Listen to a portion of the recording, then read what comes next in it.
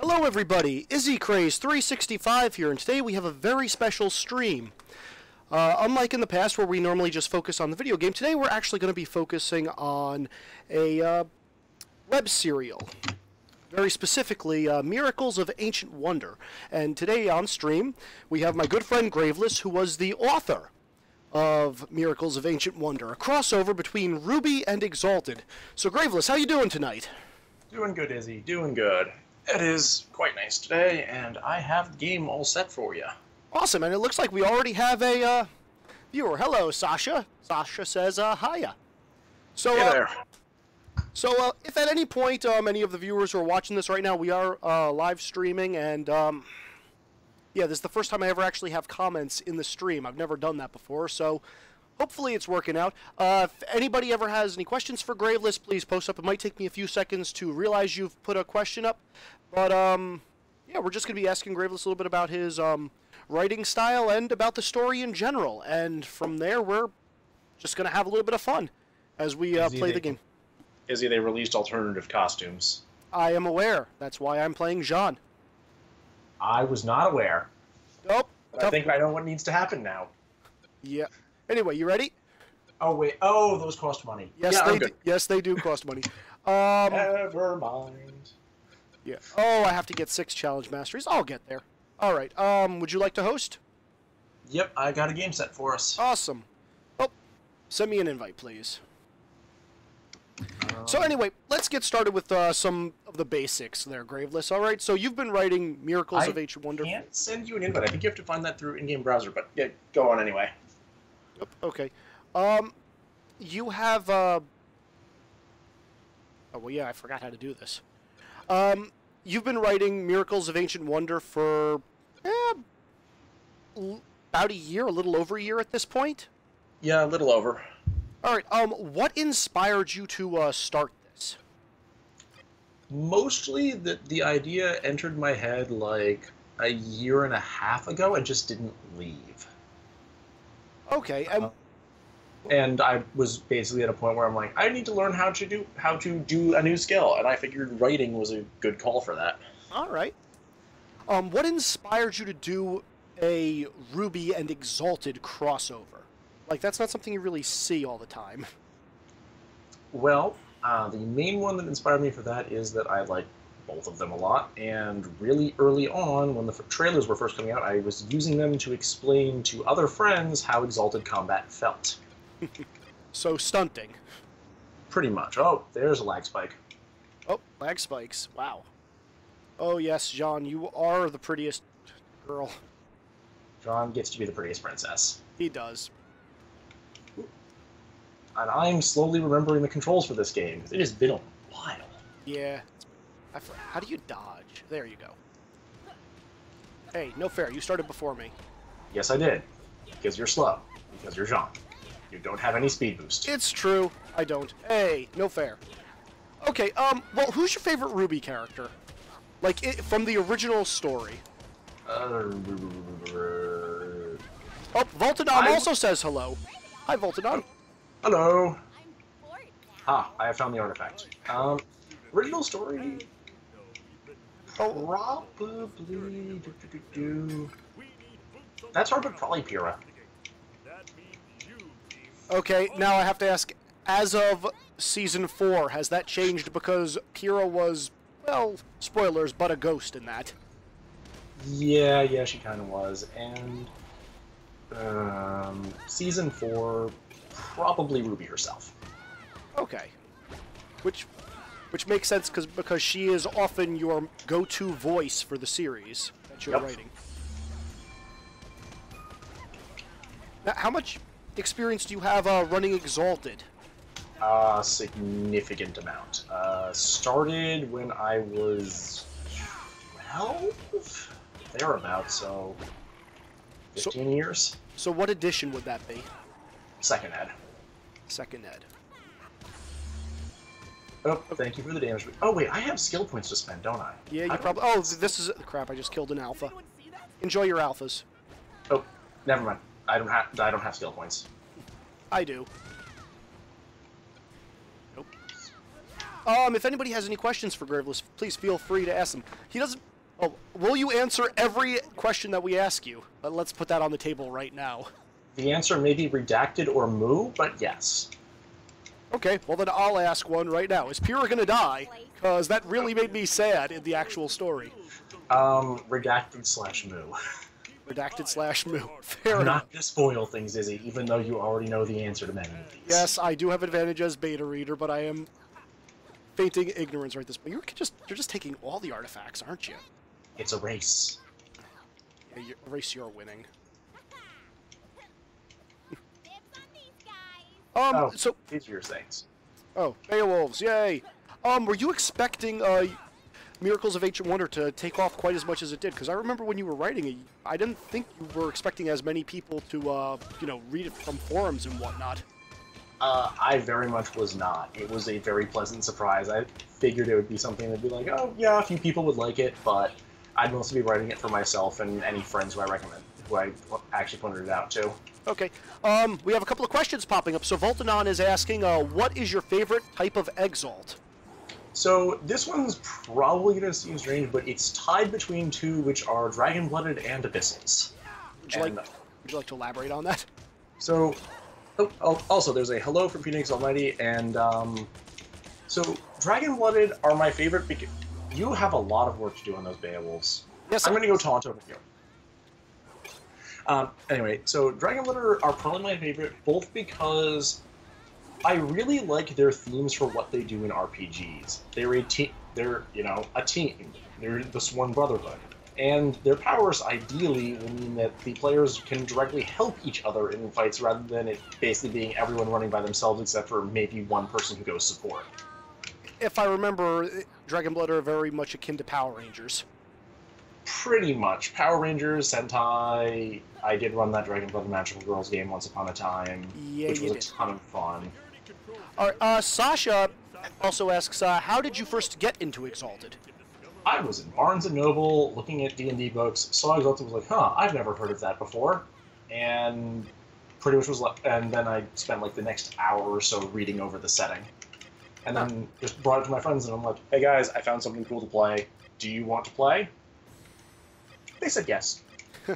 And the rest is history. Mm-hmm. Oh, we also have a hello from Phoenix Almighty, who asks, how hard was it fusing the settings of Ruby and Exalted? What was the process like? Not as hard as you'd expect, actually, since there were a lot of things that I just looked at and went, oh yeah, I can just make these the exact same thing, see Aura and Essence. But it was a lot harder fusing these social bits, primarily because I also had to keep in mind what themes I was going for the story as a whole, and where I wanted to go genre-wise, which made figuring out how any given character would respond and still remain... Whoa, what just... Did the game just crash? It looks like you crashed, actually. Or I crashed. I think I crashed. Okay. Oops. Well, at least we're still on stream. Yep. All right. Let's create a new one. Okay. So Sasha asks, I was gonna say, finishing that up. For a lot of the process was identifying very early on, who all of the Exalts possibly will be.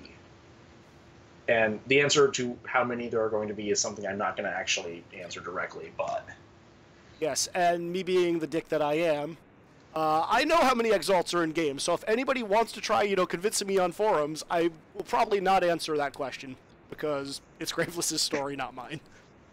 Yep, but the social parts were definitely the hardest, figuring out what each kingdom was going to be like, how they were going to handle their own anathema hunting. Because I knew early on that if I combined too much, like actually directly included Dragon-Blooded in instead of just having hunters be analogs to them, that it would get overweighted is probably the right word, really early. So I realized that hunters had to take the place of Dragon-Blooded, and therefore I needed to figure out how do they actually manage the very daunting task of figuring out where Exalts are. We've seen Vale. I've dropped some hints towards how Atlas works, which actually is fairly similar to Vale. But we'll be seeing a bit more of some of the others soonish. Oh, Voltanon has a question. How important do you feel it is to incorporate the elements of the Exalted mechanics into the story? Is it hard to abstract out certain parts of the mechanics, for example, DVs? So the general thing that I've tried to do is I will incorporate rough things from mechanics where they make sense, like some level of charm effects, or like, okay, so this charm deals this much damage, that is comparable to getting shot by an X. But beyond that, I don't. Like, about the only other thing that I even vaguely cared about is rough sizes of what essence pools would be and essence levels would be. Would you like to share what everybody's essence level is at the start of the story and, well, at the end of book 1? Well, start of the story was really easy because we saw 2 of them go up during story. Blake and Yang both were essence 3 at the start of book 1. Ruby and Weiss were both essence 2. And at the end of book 1? Everyone was 3. Okay. Oh boy, I think I'm falling behind. Sasha has a question. How exactly did the fear of anathema become part of Remnant's culture? Spoilers. Oh, there you go. So that question will be answered in the coming weeks. Oh, I've got a good question, actually. How did you consistently keep with a week-by-week schedule? I know that you work full-time and have other hobbies on the side. You still run games every week. Yep. Honestly, I started out writing much more slowly. Like, Chapter 1 took probably 2 weeks to write. Chapter 2 took another week and a half. And then I would just decided to say, you know what? I'm not going to do this correctly if I don't manage to release every week. So I figured out, you know, roughly how much I could write per week, and decided that was what I was going to release. And that wound up being 3,000 to 5,000 words. It became easier over time, which is a good and a bad thing. It's a good thing because it means I have more time to think and plot. It's a bad thing because then we get into issues like the times where I went, oh right, I'm writing something, I'm really enjoying writing this, and suddenly there's 8,000 words on the page. So in short, you spent willpower to get started, and then you had to spend willpower to, you know, keep it at a reasonable level. Yeah, that happened, I think Arc 4 was when that started getting bad. And it was around Arc 6 when I finally actually noticed it and was managed to fix things. Yep. And also a comment from Sasha, your previous answer was very quick. Yeah, it kind of was. But keep them coming, everybody. Mm-hmm. We're here till probably we hit the boss, or until there's no more questions to be asked. Yep. And the boss is a ways away, especially if we keep, you know, failing. Hey, come back here, Nora! Come back here! Never! Who's your favorite character to write from their point of view? So this is a complicated question because it's a question of who's my favorite versus who is the easiest. Okay, well... And my favorite depends on the scenario. In a social scenario, that's easy. It's Weiss. The writing for her was part of the one that made me realize I'm writing too many words. In a more active and physical one, Yang. Okay, who's the easiest for you to write for, or is it the same thing? Ruby. It's always Ruby? Ruby is far and away the easiest to write for. Okay. Voltanon asks, do you have a favorite Yozi?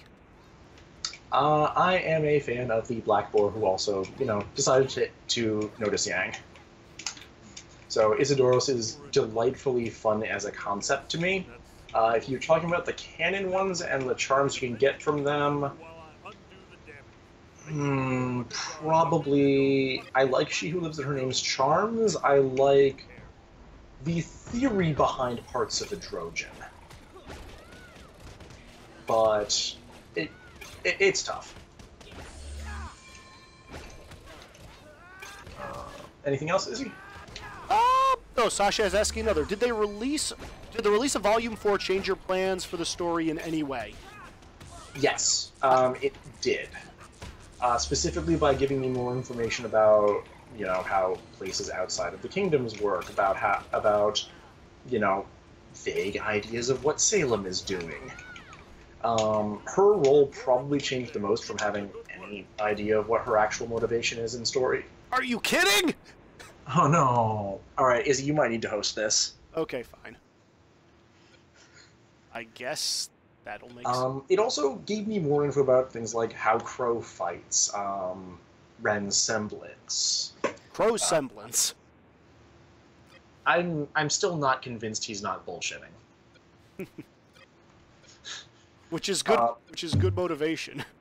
Mm-hmm. But also things like Blake's parents, the fact that Blake has parents before we're alive, which wasn't initially what I had assumed in seasons 1 and 2. Yeah. We're just gonna start on second chapter. Sounds good. Voltanon said good. Mm-hmm.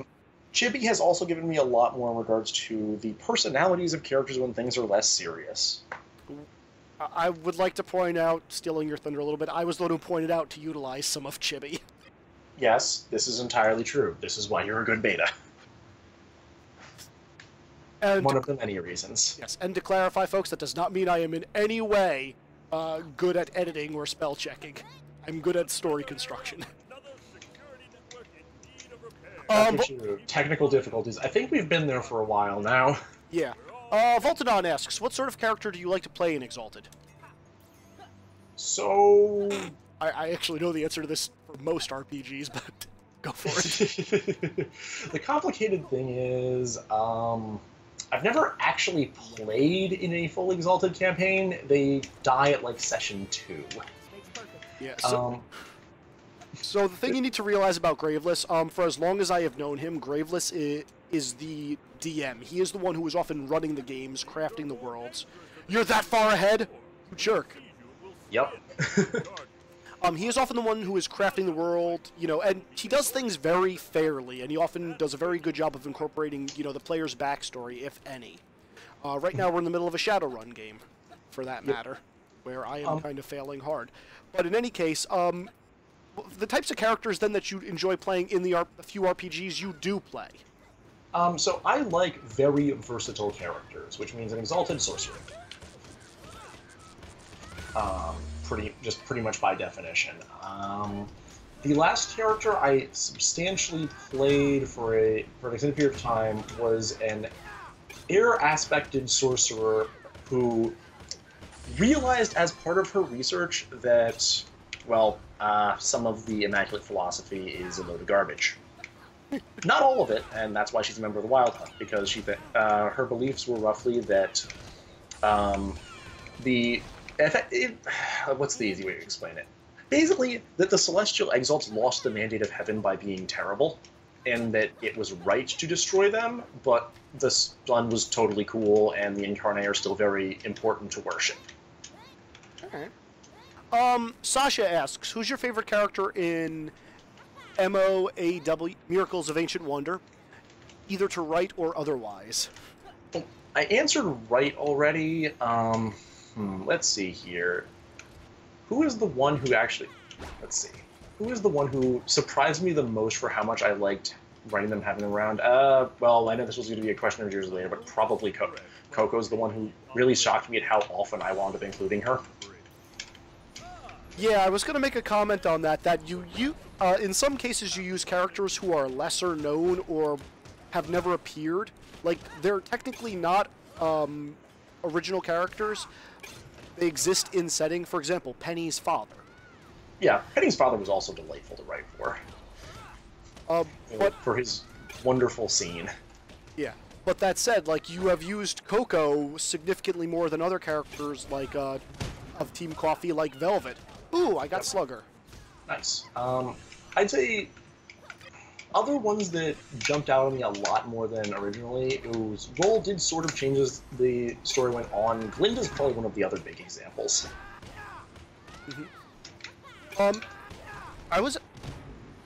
Who's your favorite of the teachers? In canon, Port. Like, he is just so much fun in canon. In not canon? In story? In not canon, Oobleck was a lot of fun to write, but I think Linda's definitely the one that I enjoyed writing the most of the teachers. Okay. Keep them coming, folks, otherwise I gotta go to my list. If he goes to his list, he's going to get distracted, and then he's going to die, and that's bad. No, it's not. You get res points then. Run, Jean! Run! Hey, you have team attacks over here waiting for you. No, I don't. Not anymore, I don't. Dodge, dodge, dodge. Except Jean's team attack is horrible. Alright.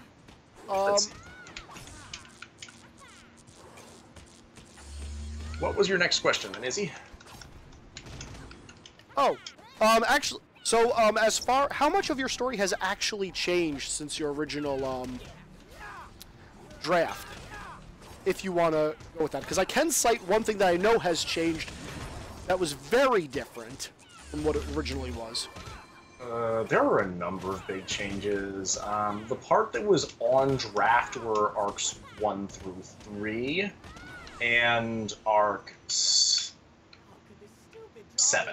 was pretty on draft. Okay. And I don't know if I'm allowed to say this, but the one character who, whose fate changed very much so in Book 1? Oh, yeah, go ahead. There were some things that just hit me as, oh, that's a good way to handle this. Yeah. So for those of you who don't know, originally Adam Tauros was not supposed to, die in Book 1. He was actually supposed to be coming back. And Graveless realized that, well, especially with the release of more later volumes in Ruby, there were better characters that could fill his role. Mm-hmm. And also, it did not make sense, given what was going on, for that to not happen. Mm-hmm. Ooh, I noticed there's another question. Yep, Voltanon asks, do you enjoy more socially focused experience or more combative? I'm going to go from a writing perspective and from a RPG perspective. Writing social, like... I broke this a couple of times, but I tried to go into the story with the rule of no combat will last for more than one chapter. Oh, that's one of yours. You broke that pretty fast. I did. I tried to make sure it got broke up, but there's been a lot of stories I've read where that you wind up with 10, 20,000 words of combat, and my eyes glaze over, honestly. But in terms of playing games, it's pretty similar, but depends a lot on the system. Like, I'm running Shadowrun right now. Shadowrun is a highly, highly combative game. So there's combat in... Well, there is meaningful combat in almost every session. At least one of your guys' combats has not been meaningful. I can reference several of the combats that have not done anything for me. Not done anything, but not been meaningful challenges. They were there because, logically speaking, they were supposed to be there, but they resolved in 1 or 2 total rounds because, honestly, it wasn't really worth playing out the entire time because nothing important was going to happen to the plot. For running games in general, I tend to go more social lately. I was much more combat-heavy when I was younger. I was also much more prone to going, oh, how do these numbers work out when I was younger? I very fondly remember a Pathfinder game where you played a broken-ass character. Hey, that character was balanced by being a dumbass. For reference, a friend of ours ran it was actually a 3-5 game, ran a Gestalt game where, for some reason, he approved my playing a favored soul / sorcerer who was a ghost. For those who don't know how that works, there are 6 primary stats in the game. This made me able to base almost everything that mattered off of one of them, and it got a huge boost. Oh, and do you mind me trying to call out all the charms in a chapter? How do I do? I actually really enjoy like reading reactions like that and seeing like, did this hint for what a canon charm is actually come through properly? And usually you do pretty well. Some of the exceptions of the times when it wasn't actually a canon charm that I used. Preeminent example being Weiss, because canon lunar charms are... I'm just not going to say anything more right now because I really like Exalted, but there are some problems with it. like every system. Also, Sasha is asking, in what scene in Book 1 was the most fun / were you most looking forward to? So, two-part question here. There's most fun and most looking forward to. Most fun was one that I probably shouldn't have let go on for as long as it did, which was the clothing scene in Arc 4. That was delightfully fun to write, but I should have cut myself off or inserted more important plot during it. So the scenes that I most look forward to were the ones that I figured out when I was originally... They were the ones that I couldn't get out of my head in regards to the overall story idea, which were, I think it was 5 main ones, which were the way the new Deathstalker fight ended, to show off how things changed. They were the scene with Weiss in the cafeteria, and the Team Cardinal interaction, which I later realized I probably made more cruel than I should have, but these are things you learn. Yeah. The next one was the point where Weiss almost died, then the point where Cinder first shows up and starts casting huge numbers of spells on everyone, and lastly, the point where Yang is revealed on top of the train. Those were the ones I was really looking forward to being able to write. Voltanon comments, Canon Lunar Charms have issues. I agree, the game has issues. And yes, the shopping was too much. I very vividly remember a comment from one of the forums that said, wow, I was just cock-blocked by 3,000 words of shopping. Yeah, I was trying to hint at things during that really I shouldn't have. It was in the middle of the point where I suddenly was able to just write tons of words and wrote something that I enjoyed writing, because I actually follow fashion a reasonable amount now. Alpha Creep's over here for you. Oh, thank you. But needless to say, I have learned from my mistakes there.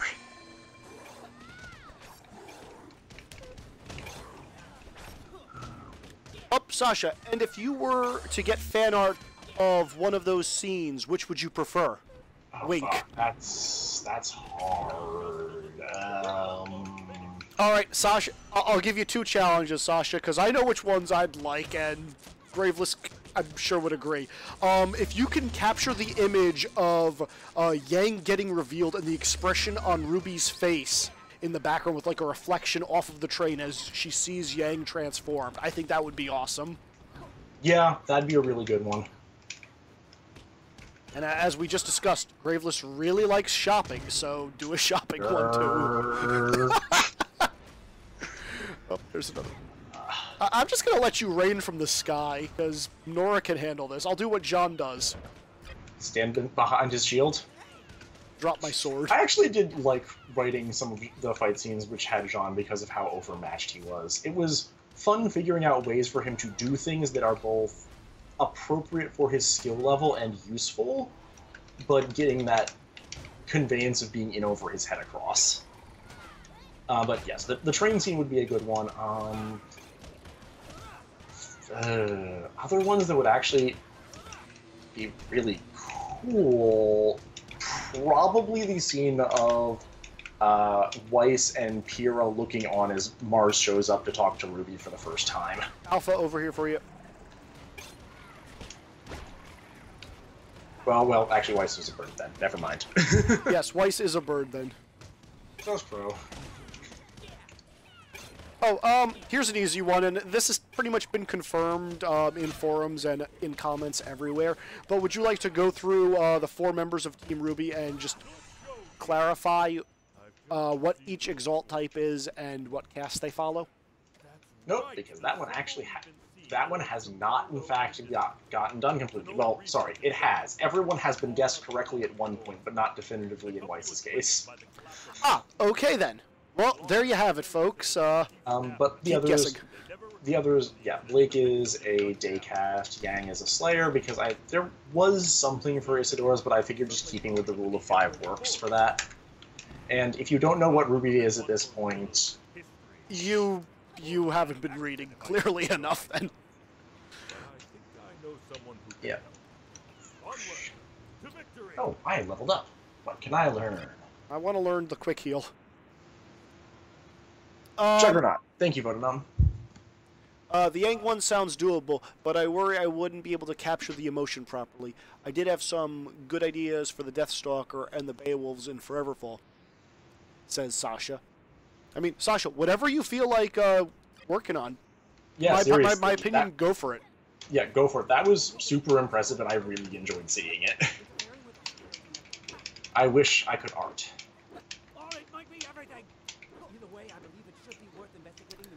Let's see. Other question. Oh, I know. This is one comment I think I posted at one point because I don't think I think some people, some readers, figured it out, but not everybody had. But timeline-wise, so the beginning of the story obviously starts with episode 1.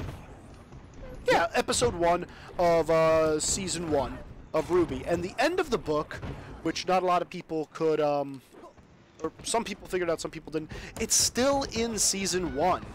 Like they have not in fact gotten to the end of the story yet. Wow, my volume just cut out for some unknown reason. Would you like to share with people how much time has passed between books 1 and 2? Or is that a spoiler? That is I need to actually look at months and remember what being in college was like and how long winter break was. In short, which season of Ruby will we be in? Oh, season 2. It'll be early season 2 at the beginning, in terms of overall timeline. And just following up on that, emotionally though, the characters, some of them started out where they were in season 1, but they were a little bit more mature just because they were all anathema. At the end of book 1, they kind of jumped into their volume 4 personalities and personas, correct? Yes and no. So I did a lot of rewatching of volume 1 to figure out personalities at the start and how those changed. That was one of the harder parts to do, especially considering I had to dig deep into some things which are not the most common fan theories about how each character does things. Yang is probably the most contentious example, where I honestly really think that early on, and it showed up later too, she has serious self-esteem issues. But I know that's not a tremendously popular opinion in that regard. But so in book 1, Ruby was as exactly as she could have been relative to the show with the changes in the world. She is a very good person who has a finely tuned moral compass and understands this. And with a little bit of a penchant for charging in without telling anyone what she's doing. Usually this works out, especially when it involves fighting, because she's really, really good at fighting. And it worked out in terms of moral decisions when, in the relatively black and white world that is canon, less so what actually happened. Weiss, season 1, was arrogant, kind of a snob, wanted to be manipulative but wasn't very good at it. And eventually she quit doing that. Biggest difference for her was, well, she actually was manipulative now because of supernatural power. She also didn't want to be the center of attention as much because she wanted to not get caught. Blake was very similar to where she was before, except she had a much more dangerous secret than being a former member of the White Fang. She was basically an anathema trying to... In English terms, she's an anathema who was trying to infiltrate the heptagram or any of the major schools that the Dragon-Blooded run. Which I think is a perfectly valid motivation for a starting character in the right type of game. Yang was the really complicated one, and a lot of this was just because, well, the self-esteem issue came out there, but also, much similar to Ruby, she was immersed in hunter culture, and as a result, we have the issues that she had in play later. But in terms of maturity at the end, Ruby is probably the one who has changed the most by the end of book 1, in that, well, she's realized that sometimes there really aren't good solutions to what her problems are, and she has to take the one that she feels is right, even if it hurts people, because there's no option that doesn't hurt people. Alpha for you. Lots of alphas Thank you. for you. All right, we actually have a couple of comments, or did you want to? I'm just finishing up. Weiss changed a fair bit as well, in that she had a lot of surprises that she wasn't expecting. See what happened with Blake and Yang. She learned to trust people a bit more. Blake also learned that she can trust people, and Yang is on the path to getting better, but he obviously is not there yet, because even though she had a big hit, she's been removed from a lot of the things that will cause a tremendous amount of bad influences, like constantly hearing in class and from your classmates about how evil you are. All right, what other questions do we have? Well, we have a couple of comments. First off, Sasha comment to your comment of "I wish I could art," comments that "I wish I could write." We have. It just takes practice. Oh gosh. Alphas are mine. Alphas are mine. Yeah, I'm killing the trash. Okay. Phoenix Almighty, do you have any plans to include anything revealed in Grim Eclipse in the story? I mean, I already have. Yeah, I was going to comment on that. If you can't find the little Easter egg in there, it's there. There's a couple of things that got included from Grim Eclipse. One of the ones that really isn't a spoiler anymore is the fact that Begrim can be mutated and changed. A la the Crystal Shard Energy Green Grim things. That's obviously not entirely where things are going to go, but yeah. Needless to say, that is an aspect that I've taken into consideration. The other thing is, I believe there is a doctor that people should pay attention to at some point. Oh, yes. I forget how much these guys hit like a tank. Voltanon, are you interested in the whole culture and nature of spirits in Exalted? They obviously aren't a big part in Miracles, but do they interest you? I've been debating a story using a lot of spirits recently. I really like the nature of spirits, and the reason why they weren't a huge part of the story is I wanted it to remain very recognizable as a movie story. Oh, I got a new achievement. You, the real MVP. Ha! Oh, yeah. Well, Jean doesn't get Team MVP. Yep. But no, I would actually really like reading something like that, because the spirit courts are incredibly fascinating. The next Exalted game I'm going to run probably is going to involve them fairly heavily. If it's either of the two that I'm thinking of, though, in one case it's demon courts, not spirit courts. Oh, that thing was already there. But no, the spirits are really interesting. I like a lot of what they do with spirits, though this is more a 1E, 2E thing. I think elementals could probably use a bit more work and focus, but overall, I like how heaven works and find it very interesting. Like, sidereals are, I really like them as a concept, and I really would want to do more with that. One of the game ideas I had was that never got off the ground because the rest of my players don't really like sidereals that much. Don't speak for me. I'm not speaking for you. You are not the one who I'm speaking about there. But one of the ideas was basically a fairly large group game, which is about a long-term, a group of sidereals who are trying to fix things towards the period before the Jade Prison gets broken, and the rest of the Celestial Exiles show up. The characters would be together when they all actually tasked with similar things, and in between sessions, everyone would be given time to say, hey, here's a thing I did. Like, here are the other missions I did, here's who I worked with, and, you know, that would just be part of the plot. They got assigned tasks with this person, they worked with them, and then I figure out what to do based on what they're saying there. That's not the first time you've done that to your players in games. Speaking from experience. No, it is not. Wasn't it wonderful, Izzy?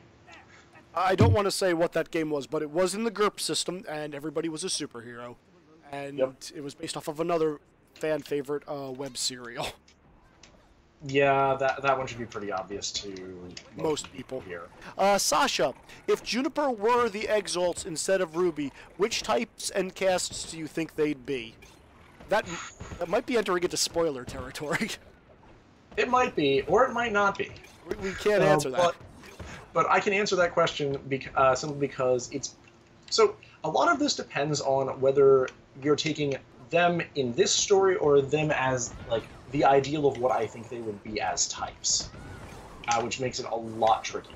Like, in terms of overall ideal, as an example, I would have made Weiss an air aspect, and Jean, who was from an actual, like, dynastic family, and Jean would have been an earth aspect from a lost egg, probably. Well, no, from a minor house, who wanted to do more. Show those legs, Jean. Pyrrha is pretty blatantly, like, almost an archetypical Dawn. Like, just... I cannot think of a better example for her than that. Maybe Battles, but probably Dawn. Ren is trickier. Probably... I mean, Ending sort of fits, but he's not the sneak around in the back. Like... He totally is. Okay. Ren tends to actually be fairly straightforward with a lot of what he does, which is the only reason I'm not thinking prototypical sidereal, but I'd probably say Endings. And Nora... Oh... I'm down. Oh no! Oh no, you're fallen. I need to save you. It's stunned. Come get me. Save me! My dress is unruffled! Nora I can see as a large number of different ones. Full Moon is one of the more obvious. Very strength and physically focused. Slayer I could see as well. Maybe Kimberly is her secondary focus. Oh crap, I'm down. You need to stop dying. My aura's regened again. Sasha comments the latter, and especially with his semblance, in reference to Ren. Okay, so clearly I need to take that. Yes, you do. Let's see here. In terms of other types for everyone, a lot of the characters could be in multiple different archetypes, like because the Exalted archetypes are so broad. Like you could just as easily say Jean would be a pretty good Zenith given his role, given what roles he has in his team as the leader. Ren would fit perfectly well as Knight. He would fit perfectly well as Day, and having gotten killed during the Grim attack. Voltodon comments, I love Kimbre. I don't actually know who that is. Kimbre, I think is how... Kimbre. Especially if you include some of Revelid's charms for her. Oh, yeah. Kimbre is a very interesting one. I had a bunch of different Infernal ideas for playing characters based on her as the primary. But, yeah, in general, I'd go either Zenith or Earth for Jean, Dawn for Pyrrha, Endings for Ren, and Full Moon for Nora. Lol, Full Moon. Oh, we have no other questions up, which means another one of my questions time. Which means my gameplay is going to drop like a brick. You just died twice. Yeah, I know.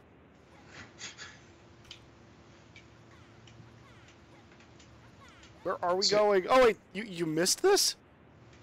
I think I thought you got it. Huh.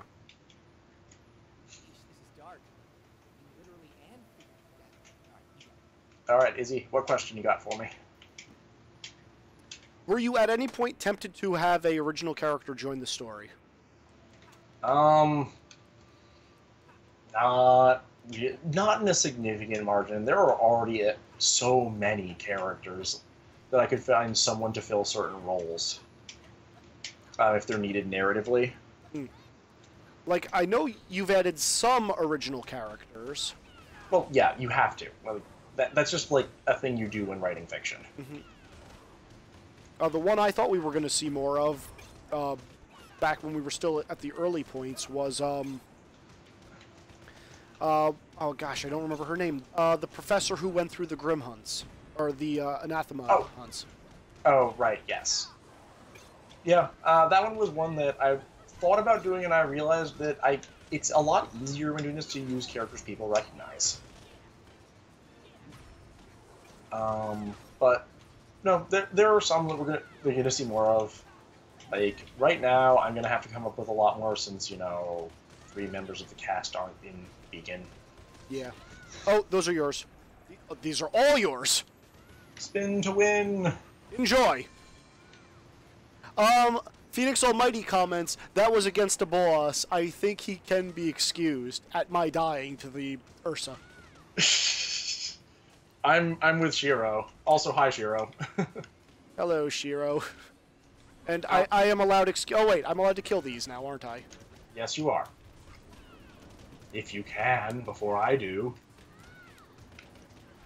Damn. Got an assist, really?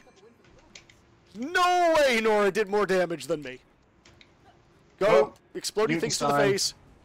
Boom. Use your gun, Jean. You need to shoot him. Right, my gun. Ah!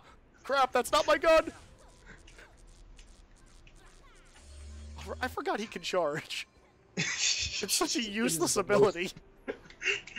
It's okay. Sasha, ships. Where do you stand with them? What are your favorites? How did you decide on the Yang, Blake, Weiss triad, or as I like to call that, the albino bumblebee? Sure. Obviously Ruby X / Crescent Rose OTP. Yeah. These are mine, by the way.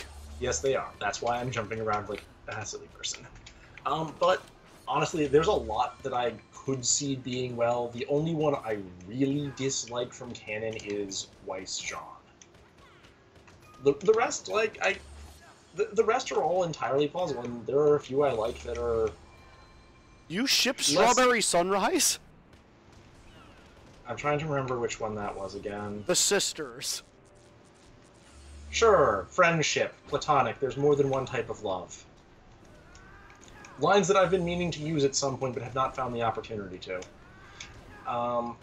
But for ships in general, it's tough. I think, assuming monogamy, probably the strongest one I have for canon is...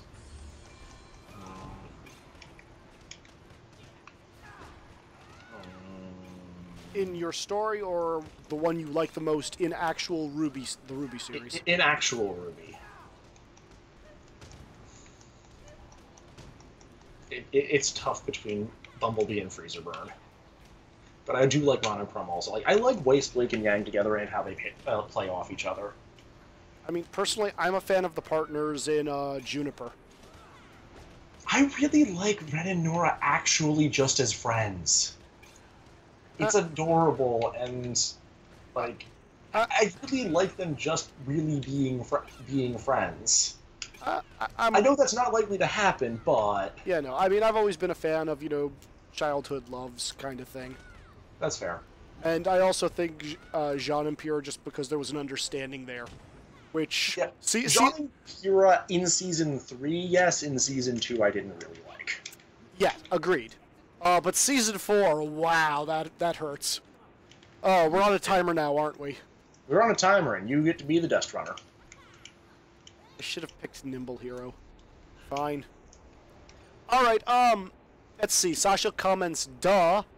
Voltodon, Jean belongs with Pyrrha. Shiro agrees. And then Sasha, I think it's pretty obvious it's at least one-sided.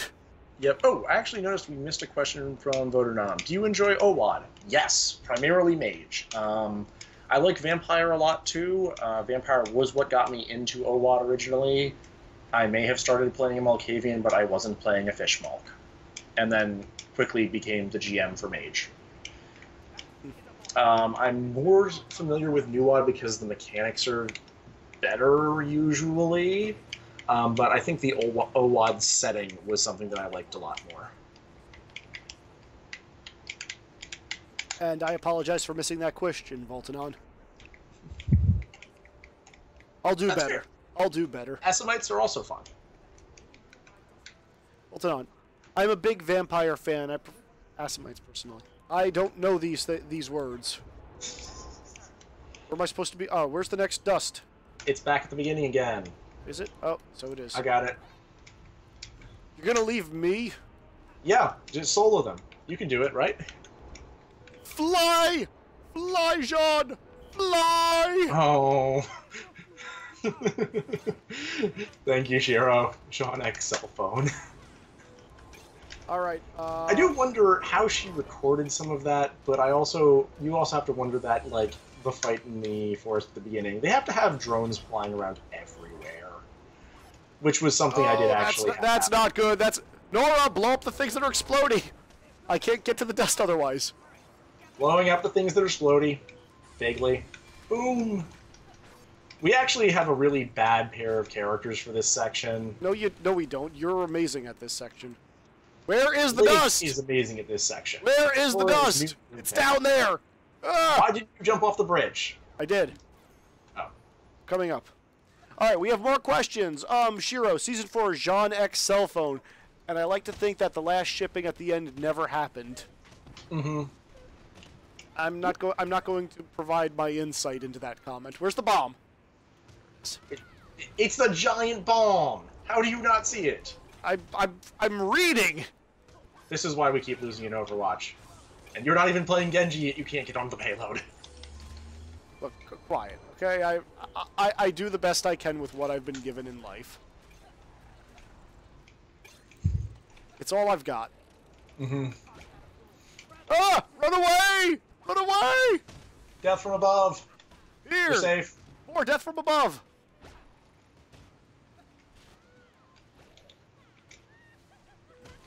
Oh god. Oh no, oh no, oh no. Okay, I'm not dead. If you faint, let me know. I need one more revive to get quick revive. Get out of our way! Looks like we have a question. How many more arcs/books can we expect in WWE more slowly? So, book 2, it's just going to be 2 books. I have a number of arcs in book 2 planned out. I am not going to say exactly what they are, though I intend to keep to this a lot more than I did during book 1. Book 1 was originally planned to be half the size it wound up being. I might have gotten a little crazy with how much I was writing for some chapters. Yep, word bloat is a thing. Yep. Oh, I still have the dust? You still have the dust. I thought I dropped it off! No! So Luckily, we have plenty of time. Ow. Okay. But, no, I know where everything is going to conclude through book 2. There could be potential for, like... There is obviously a lot of potential for other things that can happen, even, like, not... Even with people don't know where it's going to end. But, oh, we have dust again. I got it. Oh, no, you got it. I got it. Leave the alpha for me if you can. Oh, he's on me. Never mind. Oh, there was another one, so... Oh, well, leave that one for me, too. Kill explodies! That's what I'm doing! Do it better! I just levels. But one of the things that I was focusing on a lot during book 1 was just focusing on being able to write and write consistently. Now, like, basically honestly a quantity approach, and it served me well at times, served me not well at others. I'm focusing a lot more on tension levels, thematics for arcs, and overall flow for book 2. Hopefully I succeed. Can't promise to succeed, but I will try. Yeah, the end has been planned out. There is an entirely good chance that people will not want that to be the end. I think it's a pretty happy ending. Doesn't mean anything. No, it doesn't, especially when you consider what some of my favorite shows are. Yeah.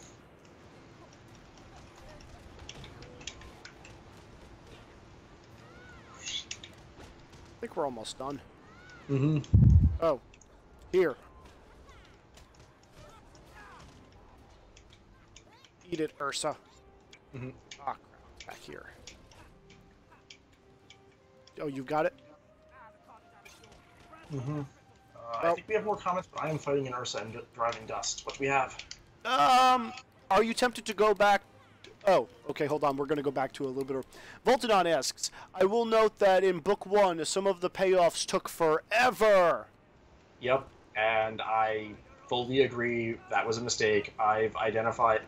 Honestly, I've identified at this point an easy 30 to 40,000 words that should be cut, but... And from Sasha, Sasha was asking, have you ever attempted to go back through earlier chapters and revise them? I'm always tempted, and I resist that temptation. Because once I start doing that, if I start doing that, I'm going to have to go back and cut a huge amount. And this is directly cutting. Like, some of the things that I wrote were entirely superfluous, or repeats of something else, or something I decided to write because it was interesting, or something I decided to write because I couldn't figure out how to transition from the end of a previous point to the next one, and then I wrote 3 chapters of transition, which is not something I really should have done, because that at that point in the story, that was like 15,000 words. I might, once everything is done and I have a long time to like sit, work on other projects, come back and do a revision of book 1 that includes, in some cases early on, additions to certain scenes that are better foreshadowing for things that happen later. Like, I can easily say one of the things that was not planned originally but just sort of happened and then I ran with it was the aspects for Pyrrha and religion. It was something I realized when I was thinking, who can we talk to about this? And then just thought, actually, this is a good way to develop Pyrrha and also develop Mistral, which I had thought of this way.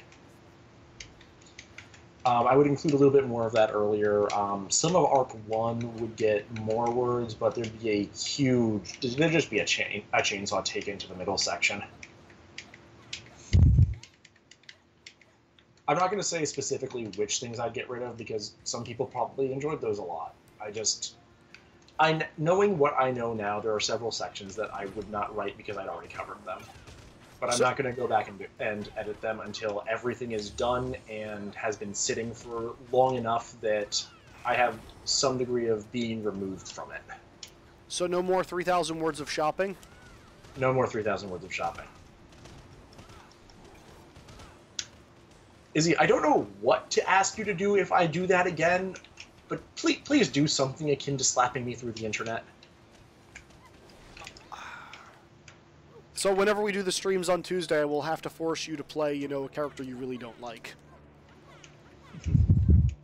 Oh, jumping puzzle! Jumping puzzle! Nope. Right. There are some characters who are better at this puzzle than others.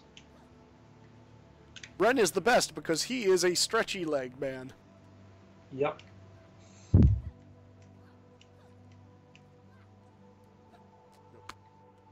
Alright, one more try and then we're going. Yep. After you. I keep running off the edge without jumping, and that's a mistake. Alright, I'm done. Alright, let's see, Sasha comments, never forget. Never. Nope. We will never forget. Always to learn from mistakes, because I'm going to keep making them. The main goal is to just not make the same mistake over and over again. Oh, here's a fun question. Do you have a plan for writing something after you finish Miracles of Ancient Wonder? I have a plan to take a break and consider all of the other ideas strewn around in my head. However, that is going to be some time from now, so it might turn from my plan to I'm bored while riding on the train to work one day and wind up with like 500 words of the first chapter or something. Story of your life. Yeah, pretty much.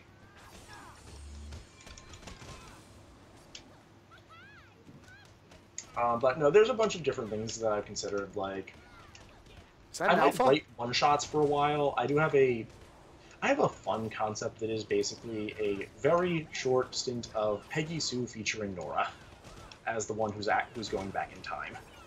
Peggy Sue? X goes back in time with their knowledge from the future. Oh god, Time Braid!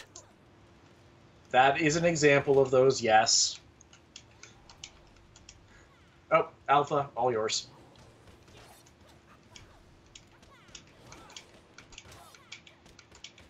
Die! Death to you, Alpha. Wow, there's so many fewer of them when we don't have 4 people playing this. Yeah, I know. All you! Boop, boop. All you! Make it Shoot, rain! no. Make it rain from the sky, Nora! Yeah. Oh, hey, I have Medic. I should buy that. I need medic. Unfortunately, I haven't died yet. yeah, I know. I have 4 of 5 from like the last time we played. And of the 2 of us, I am more likely to die because I have to be in the thick of it. Check out Jean's skirt. Where are you? Jean is the prettiest princess. I am the prettiest princess. Will Jean meet the birthday fairy in your game? Oh, there's an Ursa here, isn't? Yeah, there's an Ursa here.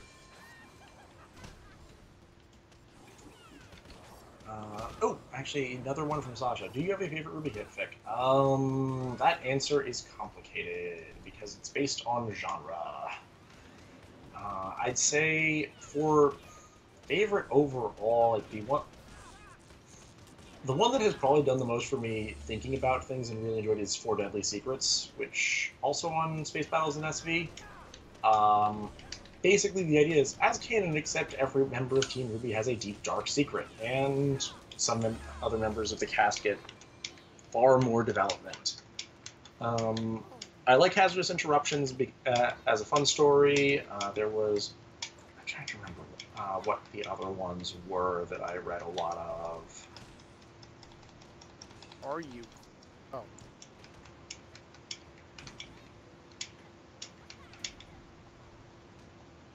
Oh, okay, so... Oh, right. The author is there in comments. That's what I was thinking of then. Thank you, Sasha. The first one I mentioned was actually only on FFnet.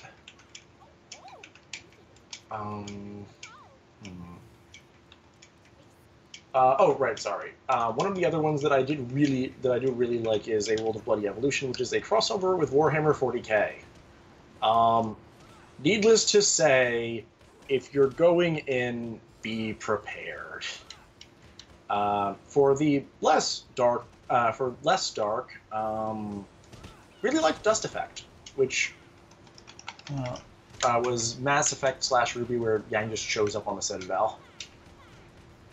Still not sure why, but I might be way out of update schedule with the things I have been reading. Probably. Oh, okay, so we have a few more comments from Sasha. FDS is also a favorite of mine. And then there's just a number of shipping fics that I've read because they're fun and adorable and fluffy. Oh, right. Somewhat a while back, I just remembered that someone did ask how I decided on the Weiss Blake Yang one ship. Okay. I try to remember what exactly was going through my head when I figured that one out. Alpha for you. Yep, I'm killing it. Over here, too. Oh.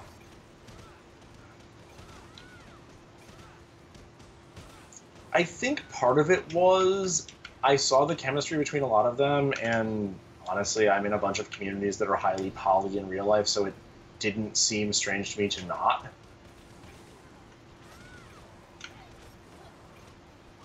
I don't really have anything more than that. It's just one of those things where I'm used to thinking of significant numbers of my friends being in relationships like that, so...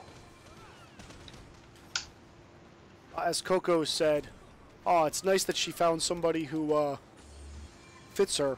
Okay, with the second one, now it's scandalous. This is true, and that was a line where happened after I had thought substantially more on the topic.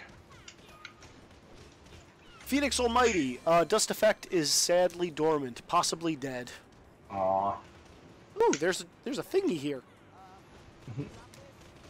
There were also a lot of shorts that I really liked. Oh, what was the name of it? There was one that was Bad for Business. That was another really good one. It was Roman and Neo based, where they decided to not join Cinder because she was bad for business.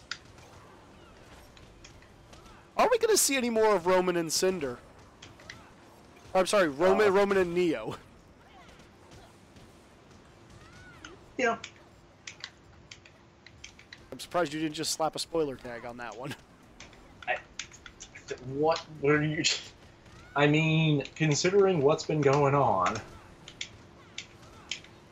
either of them are dead. Sasha, I always like seeing poly relationships get represented in fiction.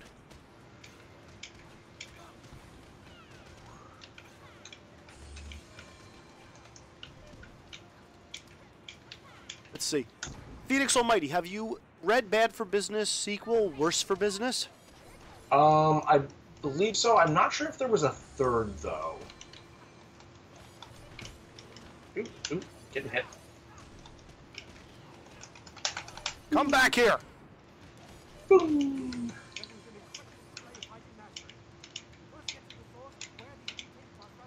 Just trying to remember if there was anything else. So have you read Worse for Business, and what are your thoughts on it? I think I think I have. Yeah, I've read Worse for Business. I'm not sure if there is a third part though, or if Worse for Business had finished. I've been bad at keeping up with things recently. Part of that's writing, part of that's new video game, part of that's reading a lot more novels, web novels, and getting more work responsibilities. Phoenix Almighty comments, Worse for Business is still in progress, I think. Awesome. I think there's a... There also were 2 Dresden Files crosses that I was reading for a while. One was Pyrrha winding up in the Dresdenverse, and the other was Yang.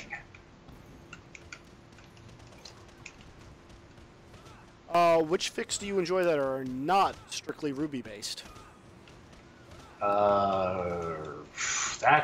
a lot. You had to pick your top 3. Top 3 fandoms or top 3 writers?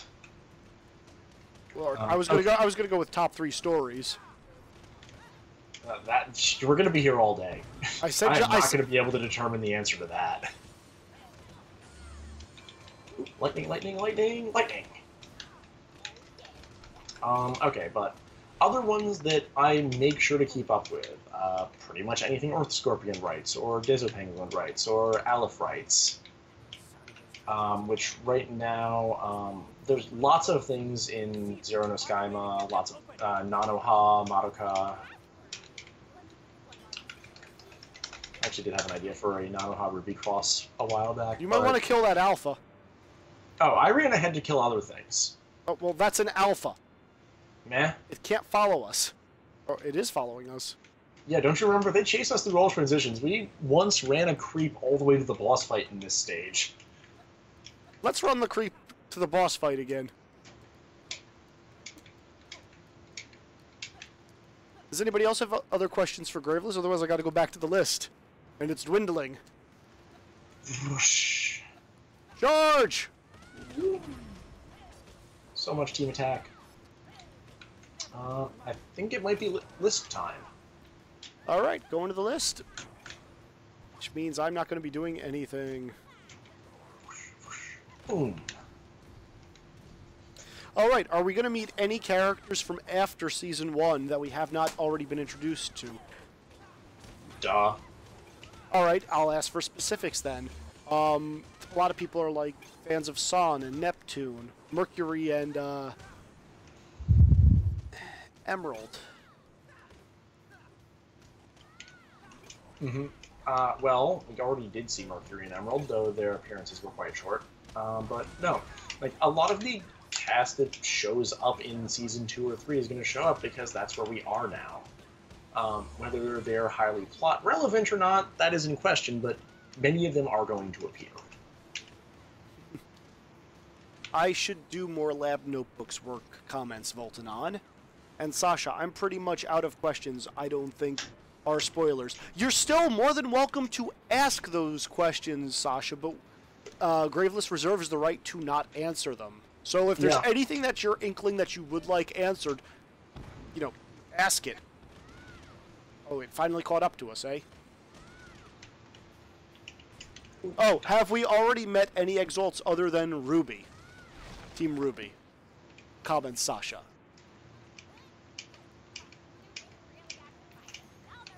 Graveless. Moo. You have been mooed at, Sasha. I know the answer to that question. But Graveless has put the moo seal on it, which means we are not allowed to speak of it unless you are a 300-pound bovine. That's not actually where that comes from, but let's go with it. Sasha asks, and Salem. My answer remains the same. Well, you were very good at figuring out which of your questions would be spoilers. Boom, boom, boom. Oh, come on, folks. There's got to be something people want to know that's like a juicy hidden secret that they might have picked up on from book 1 that they don't know if anybody else has. Prove your perception as I grab this relic that Graveless forgot about. There were things to murder. I'm focusing on my job. Here, do better at your job.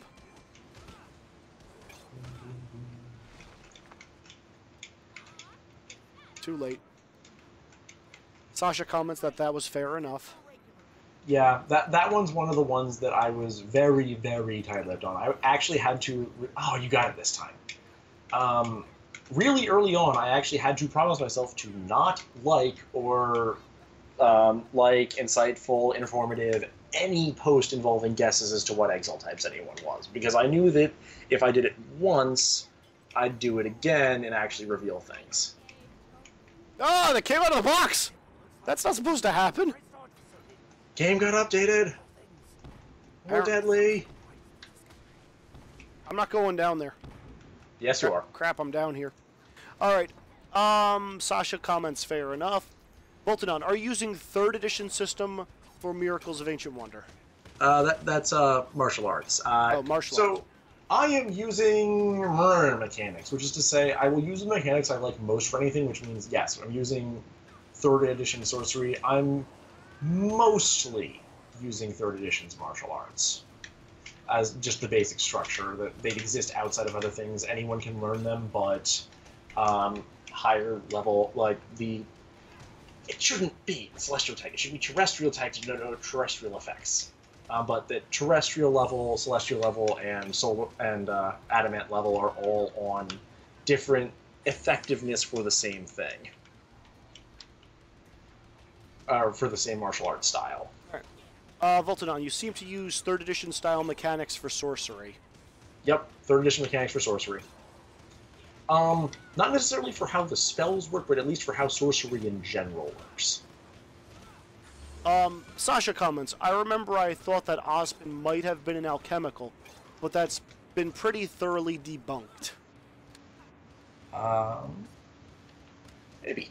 My game just froze. You just disconnected. I can't deal with these! Sure you can. No, I can't! They'll explode if I hit them with my sword and I'll die!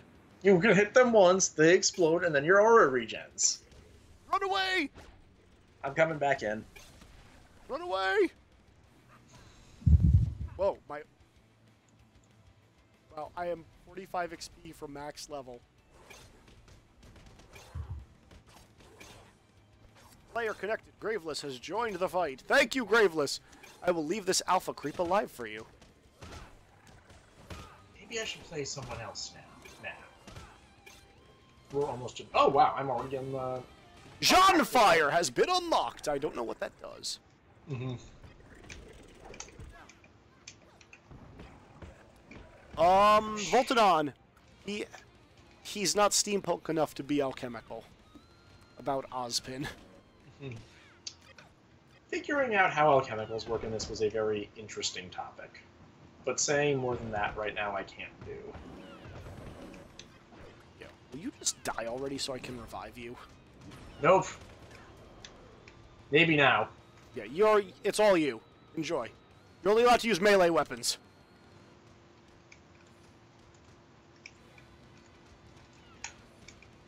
I'll buff you if you die. I got this. Wait, come on. So will we see alchemicals? I know you can't see me right now, Voltanon, but I am doing the little Dr. Evil pinky smile. Yeah, that one's definitely one of the ones that I cannot answer for reasons that may or may not be spoilers.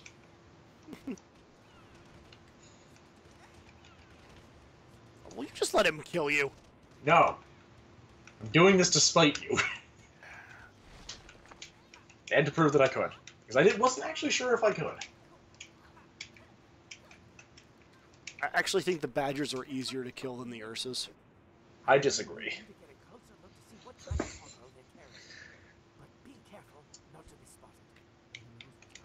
Alright, let's run. You can grab the XP, I don't need it. I'm already level 10. There's a favorite of mine, so I bloody hope they appear. Well, Chemicals are great. yeah, we can say this now, Voltanon. You will either be pleasantly surprised, or you will be sadly disappointed. There is no in between. Why did you go in the box, Graveless? Because I already grabbed the thing. Ha! Look at that. I've got more of everything than you, including deaths. Mm-hmm. Especially deaths. Yeah. We're both level 10. Why did you come back in as this character? Because we're going to the area with the robots. Pinobots! Actually, you're right. I will change characters. I can do Nora or I can do Blake. I'll do Nora because we do need support. I'll do Blake. What should we do? Nora in a kilt or Nora in a dress? Nora in a dress it is. Yay, pink dress! Okay, I have the important attack. Oh, the stun? Yep.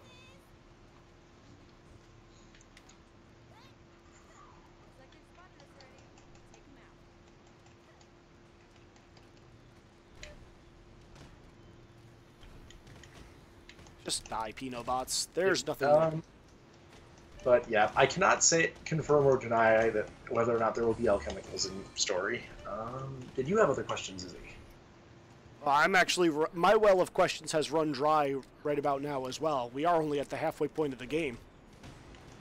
So come on, everybody. Do we end here or do we keep going? Questions, comments, thoughts about miracles. Oh, I've got one. As far as feedback you've gotten from forums, which ones have you thought were either inspiring or have actually helped you craft the story from that point forward? Letting you know I need to, tone back the tension, or I need to crank it up, or I need to change something slightly.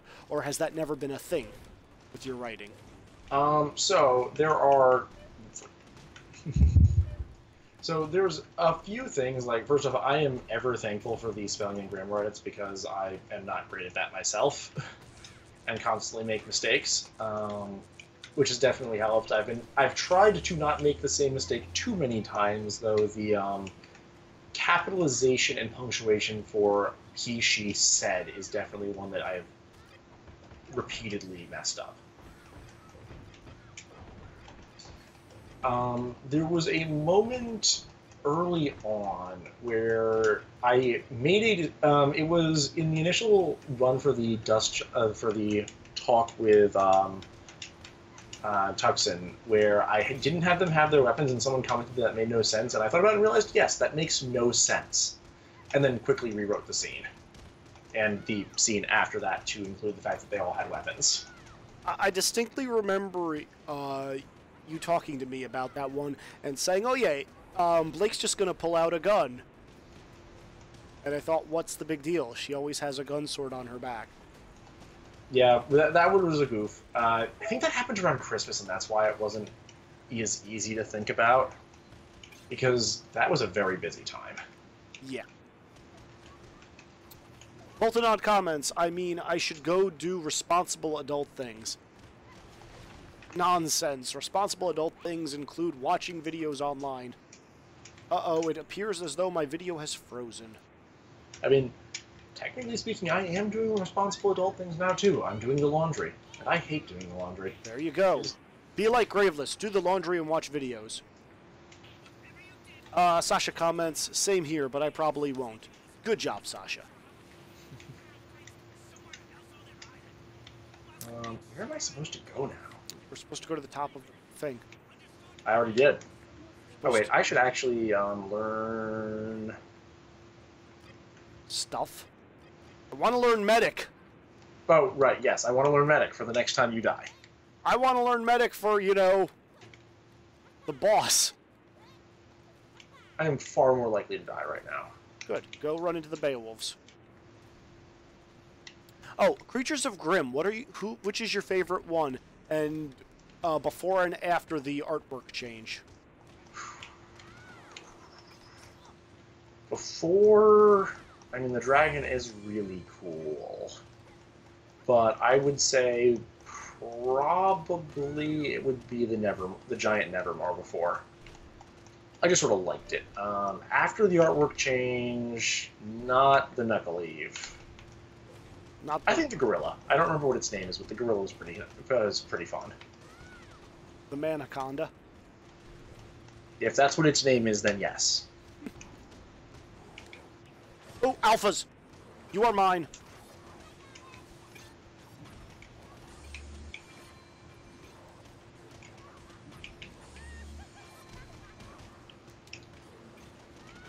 This is so much easier with Jean buffing.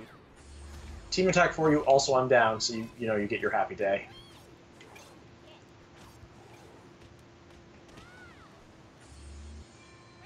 I'm bringing you back. Woo! Oh, we got a question. Do you have any plans for Original Grim to show up? Yep. That one is definitely in the list, and technically speaking, several already have. Most of the bugs, which is something that... How that one went out is something that I think I could have done better. I should have dropped more hints about what the bugs were before the big reveal, but the big reveal came during the time when I realized I'd been delaying everything for a very long time, and it was time to start giving more answers than hints. But needless to say, yes, there are going to be more other types of Grim. Especially now that we're, in different sections of the world, because there should be different Grim in different sections of the world. Phoenix Almighty comments, the Beringel, which I think is one of the types of Grim that we were talking about. That might be the gorilla. I don't know which one is which. I do a lot of just going to the wiki to remember names about things. There are so many team attacks for you, Izzy. I will fix that problem. Are these all alphas? They're mine. Okay.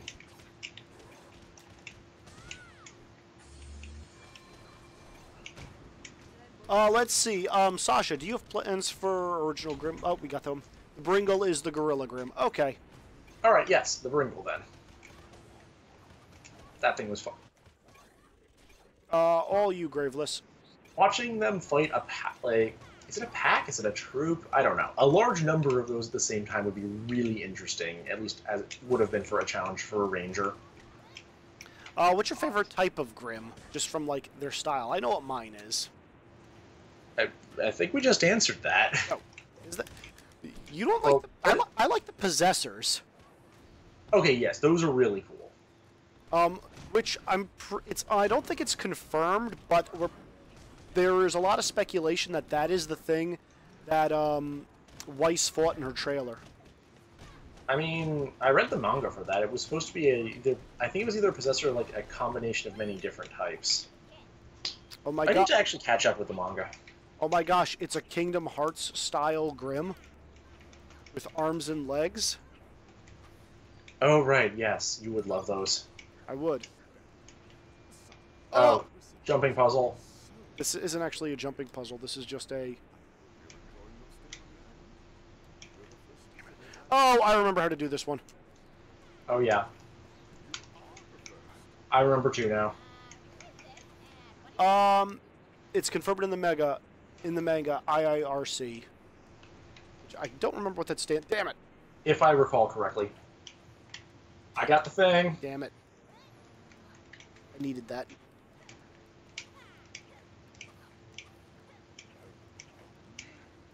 Professor Merlot. Dr. Merlot. Do you have a favorite villain? Roman. Do you have a favorite villain that's not restricted to Ruby? Ooh, harder question. Harder question.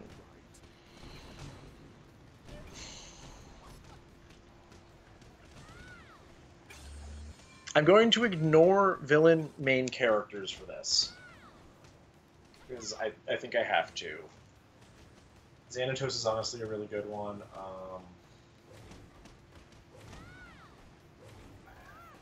That's really hard.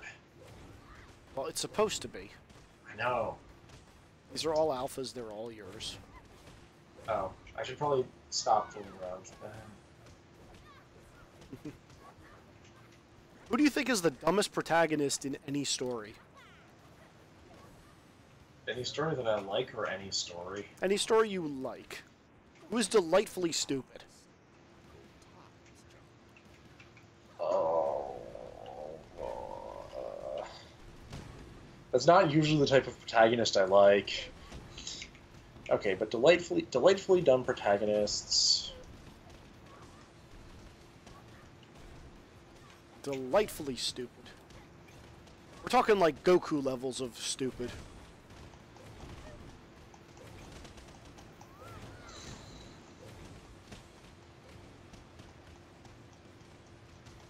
I'm trying to remember his name. God damn it. From what show? Or book? Video game. It's actually what... Actually, no. For people who are reasonably dumb, but I like them, I'd say probably up there Lloyd from Tales of Symphonia, who was pretty dumb, but he was also a delightful person, and he had intelligence where he needed it, and a lot of that was social and like knowing to ask questions of his friends and allies. Yep. But yeah, mostly insert external protagonist here. Yep. Sash also commented Luffy, Goku, any shonen character. Distinctly noticed that, there are no ninjas on that list. Yes, there are in fact no ninjas on that list. Shonen was complicated for me because I watched DBZ when I was young. It was fun because it was a thing to do. I liked Yu Yu Hakusho a lot more. Rurouni Kenshin also a lot more. Sailor Moon a lot more. Okay, well, now the question becomes, which version of Yu Yu Hakusho did you see? The actual English dub, the sub, or the 4Kids version? The actual English dub. Okay. Because I distinctly remember seeing the 4Kids version on Toonami, and I was just like, wow, this is weird. No, the Adult Swim version. Yeah, and then I saw that years later, and I'm like, oh, that makes so much more sense. He's not hyperventilating, he's drunk and puking. Yep. Part 1, ninjas are cool with me. Team attack for you. Oh boy, a team attack. Oh, these are... There it is again. Eat it. Ooh, I'm like less than 100 away from level 9. Yeah, I don't know. I like witty and clever main characters a lot more, is part of the tricky thing for me. If you were going to rewrite Miracles of Ancient Wonder using a different person's point of view, instead of it being mostly from Ruby's, who would it be? Assuming almost everything else is the same. Okay, here's the thing. If I were to write it from someone else's point of view, it would be an entirely different genre.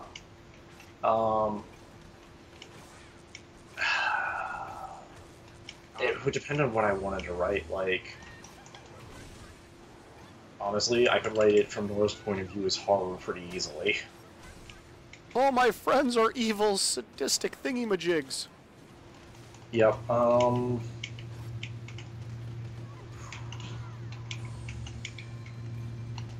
if it was a member of Team Ruby who got to be the primary POV character, probably Yang. What is that noise? Your computer's overheating, my friend. Oh no, my AC just turned on. AC is extremely loud. Yes, it is. Okay. Here's a. Who is the hardest character point of view for you to write for? Nora. Like, no question, the answer there is Nora. How do you survive then? Mostly you. He said, knowing the exact answer to that question. Yeah. Nora is very much someone who I would see you playing in an RPG, and you get the voice very well.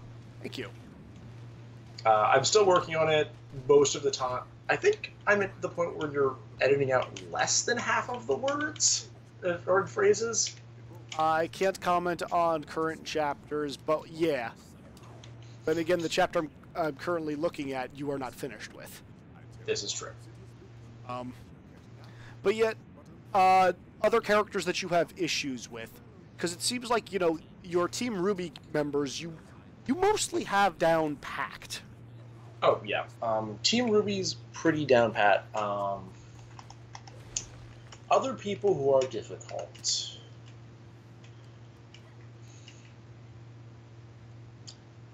I would say next hardest after Nora is who shows up a lot is probably Jean.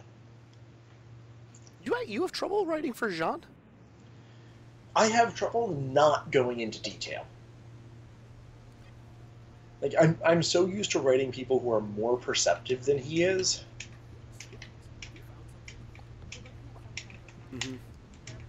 And that's something I actually played with a lot in book one, is what any given character saw relative to the others and noticed. Yep. I'm trying to remember what the big moment that someone commented on where that was in mind was. Team attack for you?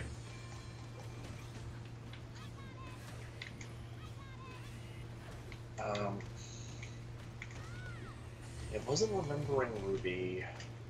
What was? Oh, right. It was noticing that. It was that Yang did not notice when Blake figured out she was lying, whereas Ruby and Weiss did pick up on it. Mm-hmm. Also, the scene with Tuxin that explained the levels of perception that you had.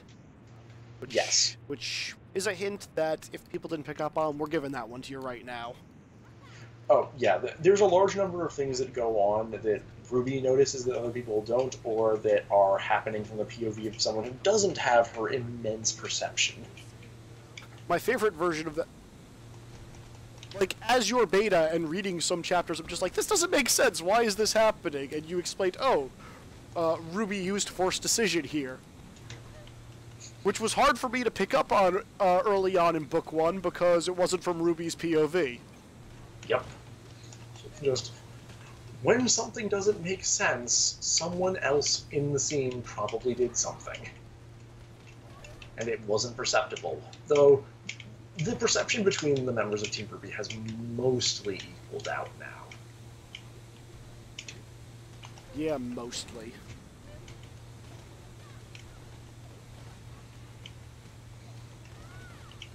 But that was one of the things I was trying to do early on, to hint at which type each of them was based off how they were doing things and which aspects of it they were lacking.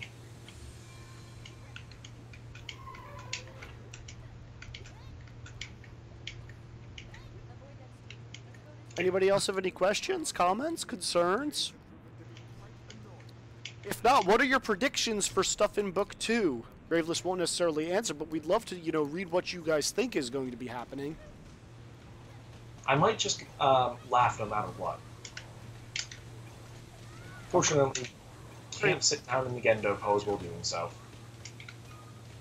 Well, for all anybody knows, myself included, you could be in a Gendo pose.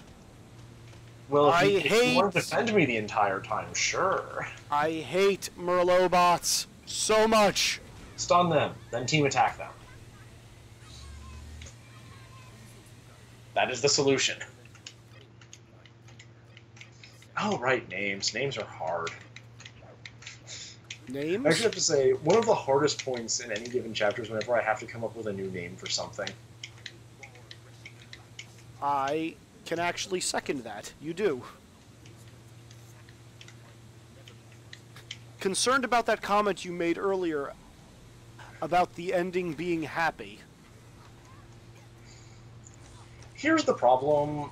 I think of it as it's going to be a happy ending. The issue is, I am someone who reads very, very dark things that have endings that other people consider bittersweet to be reasonably happy, considering the nature of the story.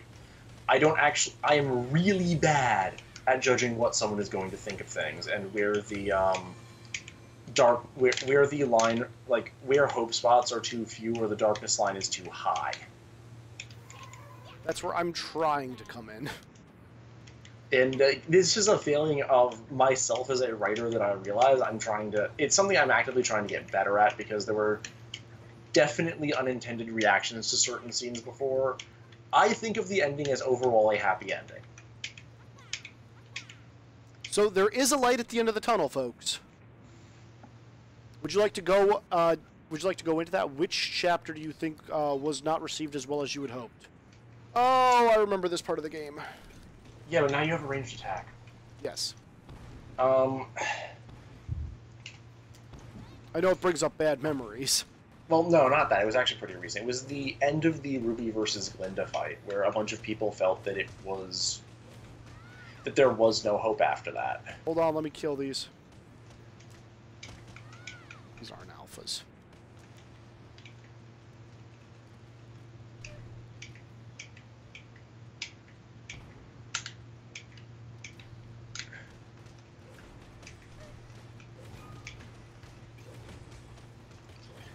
If I was going for a pure tragic ending, the end of book 1 would have been substantially different than it was.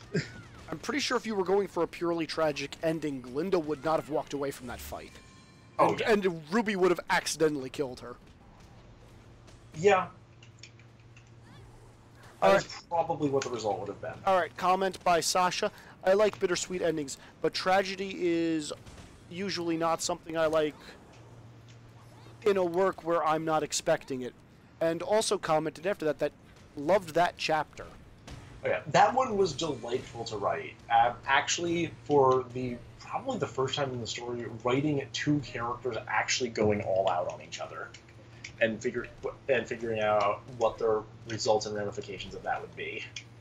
My favorite part of that chapter was actually the gun. That was something I did have planned for quite some time. James Ironwood. What's his weapon? A gun. What does it transform into? A gun. What?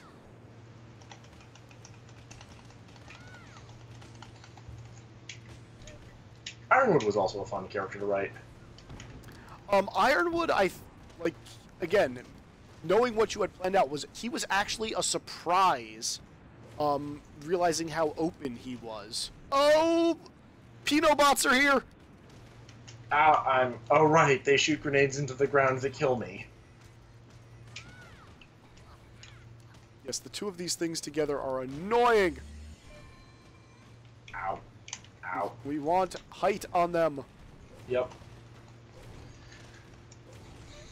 But yeah, that was actually one of the chapters that I didn't have planned out at the beginning, but I realized in the middle of writing the previous arc that it needed to happen, and then I figured out how to actually build up to it during that one in a way that I really hope worked.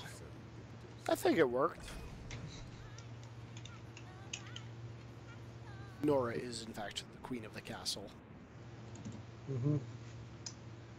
Are you doing butter and butter? Try. Ooh, excuse me. I don't actually remember where most of the things are in this section. You have to push the button first.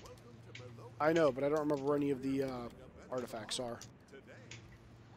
Oh, we're almost at the end. Mm-hmm. Alright. So, viewers, we've got 2 more chapters of this to go before we hit the end. So, you don't want to, Nora? you don't want to, be concerned that you didn't ask any questions. What are you doing? I was attacking the elevator. How was that going out for you? It happened. Damn. Oh, from Sasha, I'd really like to see a Ruby Crow fight, and I know spoilers. I mean, that is spoilers. There originally was a plan for that in book 1, but it was one of the things that I realized did not fit with where the story went. That's part of why it wound up being Ruby Glinda in the end. Yeah, because... For the future, spoilers. Yeah, Crow is one of the few hunters that can go toe-to-toe with most people. Yeah. There was a comment that I made at one point that some people reacted to Crow said that England could beat him. A little bit of a specification there. She would beat him in a fight in which everything is allowed, but he is, if it was a straight-up brawl, he is definitely the better fighter. He just doesn't have an answer to some of the sorcery things besides take her out before she gets a chance to finish the spell. which is effectively what Ruby did. Because we all know Ruby's weapon of choice is stick. Mm-hmm. Oh, there's a Pinobot. Stun it, then kill it. There's 4 Pinobots. I hate these things. I will stun everything. You kill them. Get closer to me.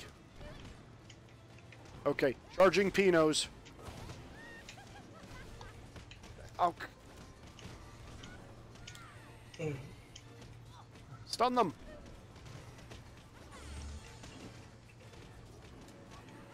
One Pino down. My aura's down. You should fix that. Stupid Pinobots. Are you going to give us any hints as to where Blake Yang and Ruby have ended up? A little teaser, if you will. Well, they're all east of Vale right now, which is wonderful unexplored territory. Because I was actually hoping... This is actually one of the things that we didn't see in Season 4 that I was really hoping on, was seeing more of how people lived outside of the kingdoms.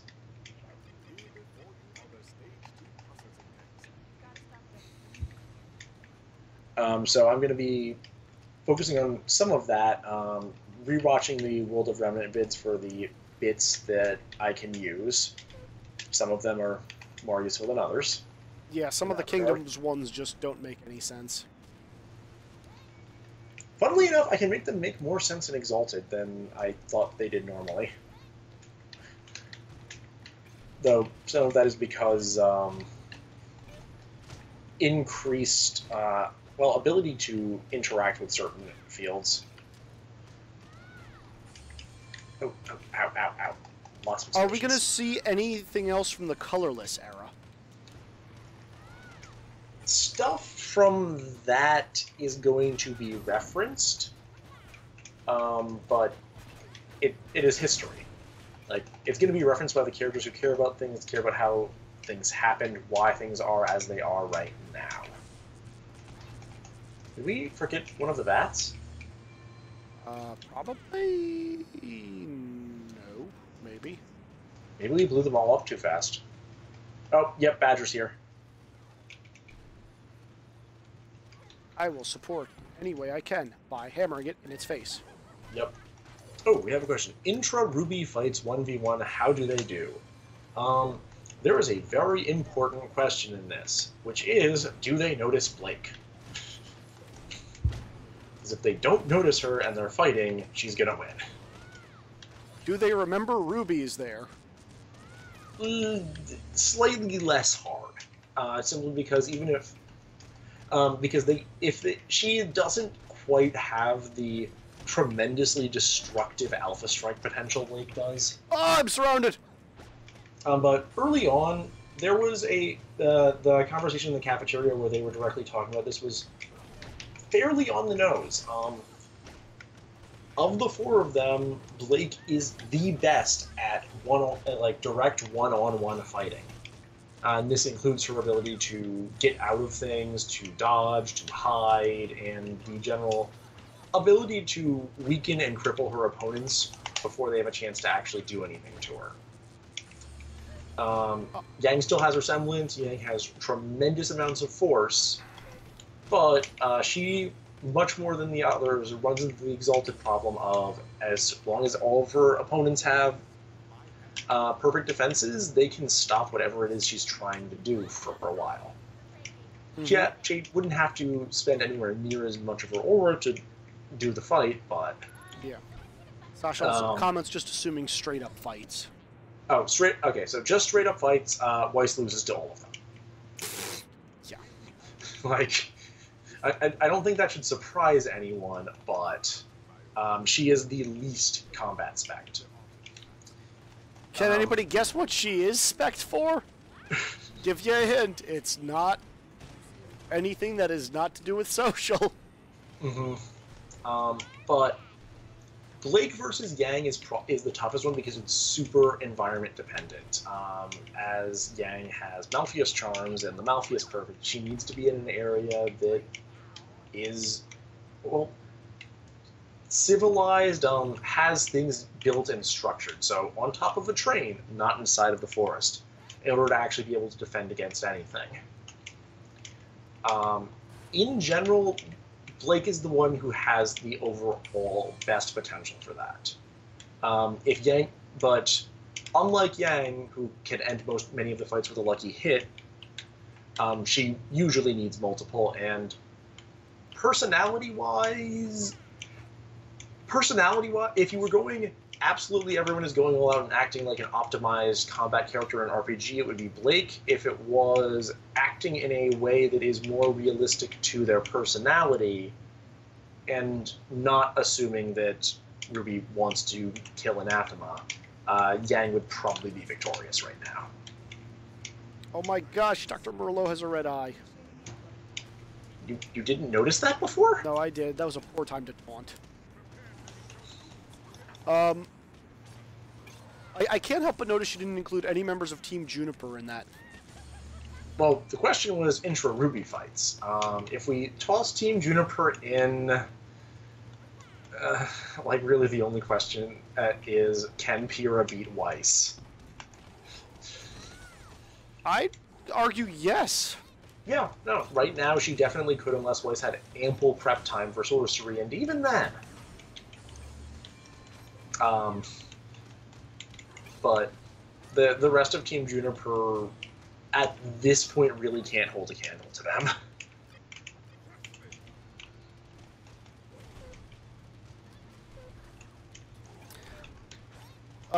They all die, according to Sasha, if Team Juniper entered the fray. Yeah, that is a pretty realistic assessment of how that would go. Pyrrha's really the only one who has a shot, and that's Weiss. These are all yours. Yep. Just wait over here and watch. But that's part of the reason why the majority of the challenges that the characters have faced have not been around combat. Like, all of them are ridiculously, overwhelmingly potent in a fight. The question is not, like, will they win a fight? The question is, will winning the fight cause something else that they don't want to happen, and should they be in the fight in the first place? Yeah, and this was part of the debate we had about whether or not Adam Toro should die. Mm-hmm. And your comment was, there's literally no reason to keep him alive. Yeah, like, the only threat he would pose to them before then was revealing Blake, and, well... Yep, unfortunately for them. Die! Doesn't do anything! Mm-hmm. And that actually is going to be an important part of Book 2, especially now that Ruby has to think a lot more about, what does doing good things mean to her now? Because she's placed herself as the enemy of a lot of the establishment, who she still thinks of as good people and who are still doing mostly good work, and saving lives and helping people. Sasha comments, those are usually the best kinds of fights, where there's, in a sense, I'm going to call them Pyrrha victories. Pyretic victories. No? Too much? Too soon? I mean, yes, but... Ooh, I have a skill point. What level are you? I am level 7. Get ready to pull out your gun. Yep. Run away! Here we go. Run away, run away.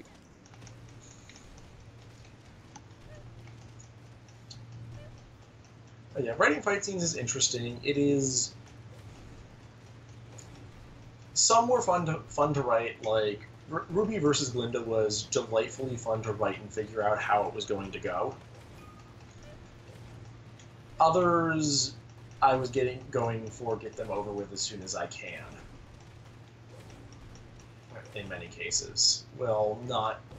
Give them enough narrative weight to, like, the narrative weight they deserve and no more.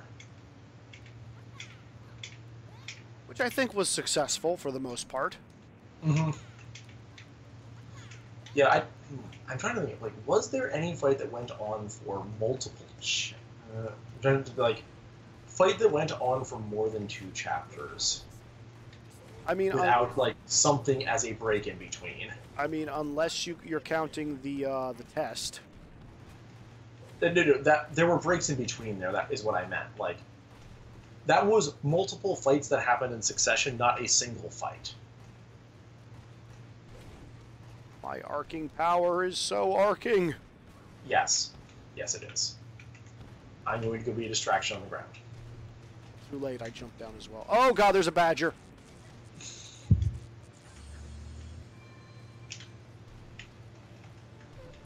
I think that's all the nodes. Mm-hmm.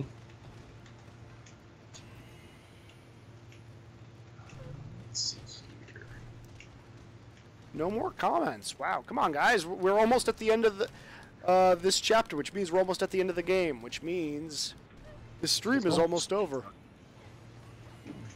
And then it means it's bedtime.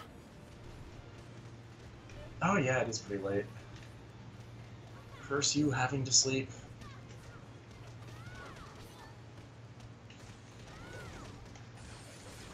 Is there a scene without much spoiler that you're really looking forward to? Heal me! Well, I can say this much. I am really looking forward to the scene when Ruby does find her way to Blake and Yang. I think we all are. Mm-hmm. That's going to be a fun one. Also, the point at which Weiss reunites with everyone. Just about to ask that. Ask what, Sasha? Be specific. Watch out! The pointless traps are here! Did you really just get hit twice? I was standing on them during the cutscene. I couldn't move. This is a really well-made trap. Death during cutscene. Thank you. I want to be the guy. You know what? I think the correct answer is we just lead them all here. Mm-hmm. All right. I'll go. But yeah, no, there are a lot of scenes that I'm really looking forward to being able to write for book 2. Those two are two of the big ones. Are there any scenes that besides that I can say that are not spoilers?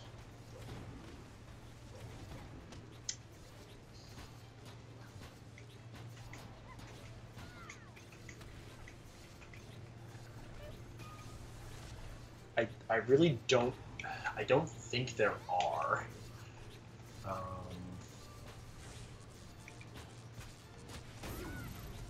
Crap! Did you die again? Yep. Yes, you did. Come get me! Quickly! How did I become a medic? Because I was tanking. Mm-hmm. There we go.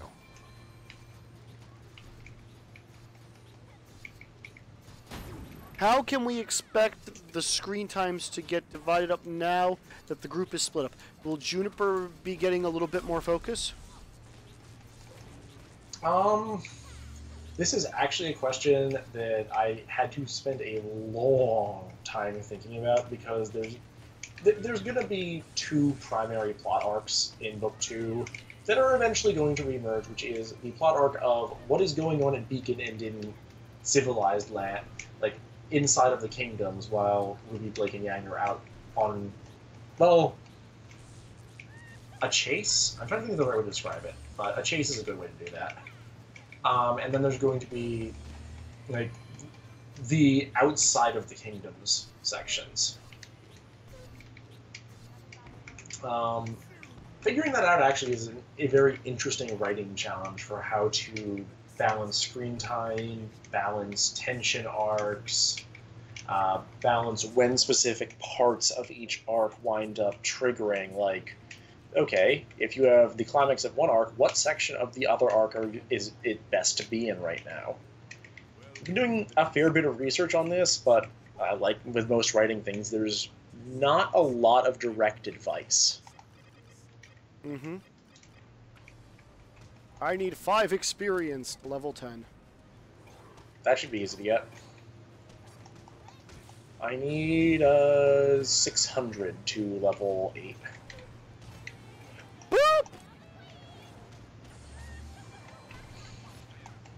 But I can say Book 2 I have a significant amount of it directly plotted out and planned. It is substantially tighter than a bunch of sections of book one, where the plan was more or less, I will write up to the previous arc and then figure out a ton of what's going on here.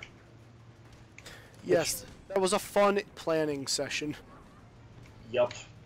That took us most of the night, didn't it? Yes. So I can say, even if Graveless doesn't want to, that the entirety of Book 2 has in fact been plotted out and figured out a chapter-by-chapter breakdown.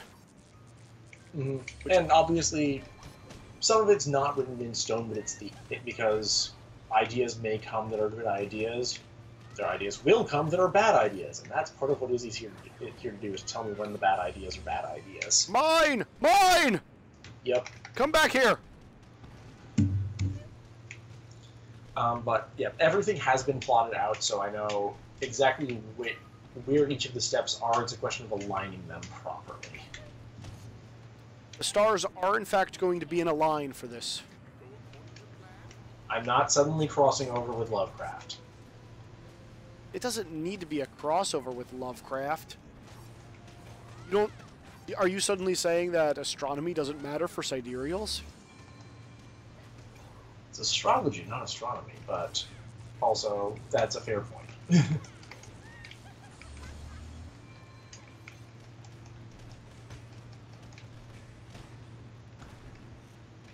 Eat it, Merlot-bot!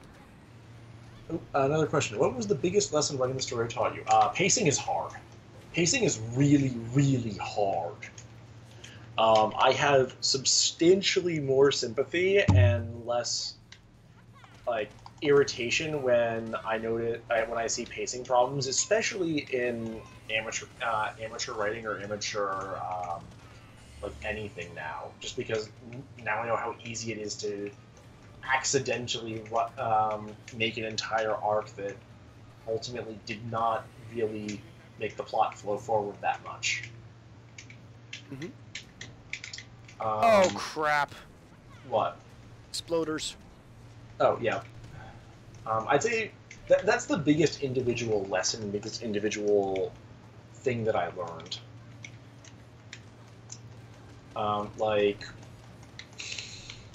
To use another series I really liked that I felt had lots of pacing problems. Season 3 of Nanoha, which I like it. I like a lot of the things they tried doing, but there are pacing problems. Also, I learned there are reasons why there are character limits and character focus limits. Holy crap, the number of characters. I don't actually know what those are. Would you care to elaborate?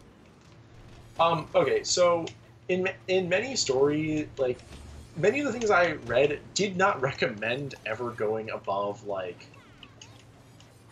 5 characters that are seriously important to the plot and you need a lot of characterization for. And I see why now, because some of the problems were caused by me wanting to give reactions from Team Juniper to things, which I did a few times too often for certain bits, even though it helped ground part of the story, but also just added lots and lots of words to everything else. To be fair, I encouraged that because I thought they were a great mouthpiece. Mm-hmm. I don't know, they were great for certain aspects and covering certain things of how the world works and how people see what's going on. I just feel I did it a little too much.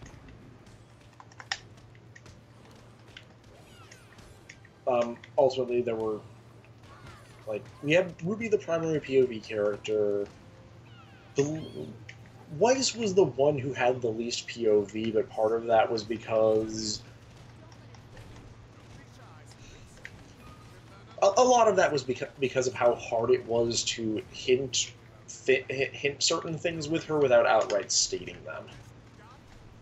Twice? Yeah. Her chapters also had a huge amount of word bloat just because of perceptions and planning. Up in the ground. Yep. I will get it next time. But yeah, pacing was a big lesson. Maintaining tension, and when you are putting tension too high and need to relieve it, I'm still working on the relieving it part. But I think I have better plans for that now that I've messed it up a couple of times. And not overloading on total number of characters and points of view that wind up appearing.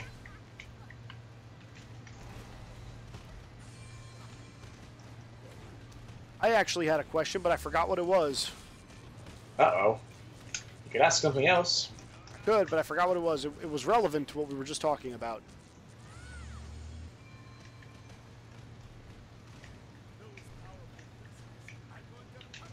Oh, right. Those things just respawn, don't they?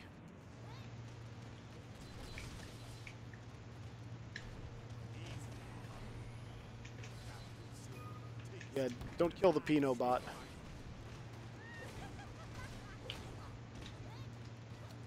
Ah, what was it I was going to ask you? It was something about characters.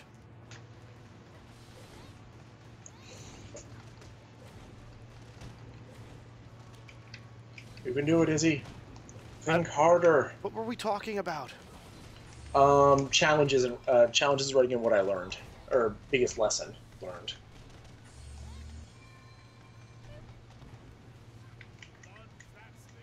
Ah, it's on the tip of my tongue and I don't remember what it is. Run away! The Merlot bot will kill me.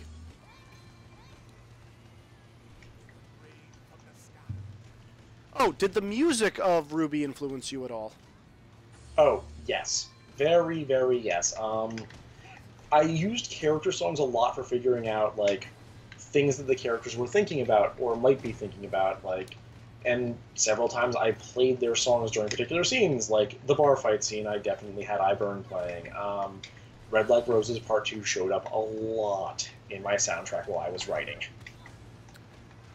Sasha also asks, Oh, those are all mine. Those are mine. Oh, yep, they are. Sasha asks, how do you come up with the evocations for Jean's weapon, which I cannot pronounce? Can we expect to see evocations for the other characters' weapons? So I have come up with what the general theme of his are. I'm not going to be writing mechanics. Oh, okay, honestly, if I get a ton of time on my hand, I might write mechanics in actually, like, Exalted Fluff for how to recreate things like this, but that's not going to be a main focus of mine. I know generally what it does and what he's going to learn, though. For evocations and other character weapons, like, we've already seen a fair number for Ruby right now. She's the one who really has a weapon focus among her teammates. Weiss is sorcery and a little bit and semblance. Crap. Blake is martial arts plus mostly charms. Yang is charms and martial arts also. Little bit in terms of evocations, but not that much. Jean has a fair number. Ren is martial arts. Pyrrha is a little bit of everything.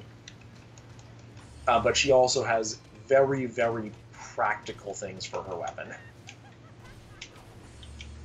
Like they're made out of metal.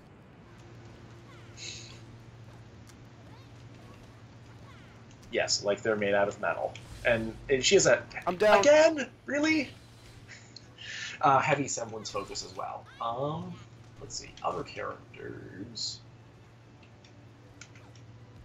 Nora is probably going to wind up with some because Mankind is also a big and awesome weapon.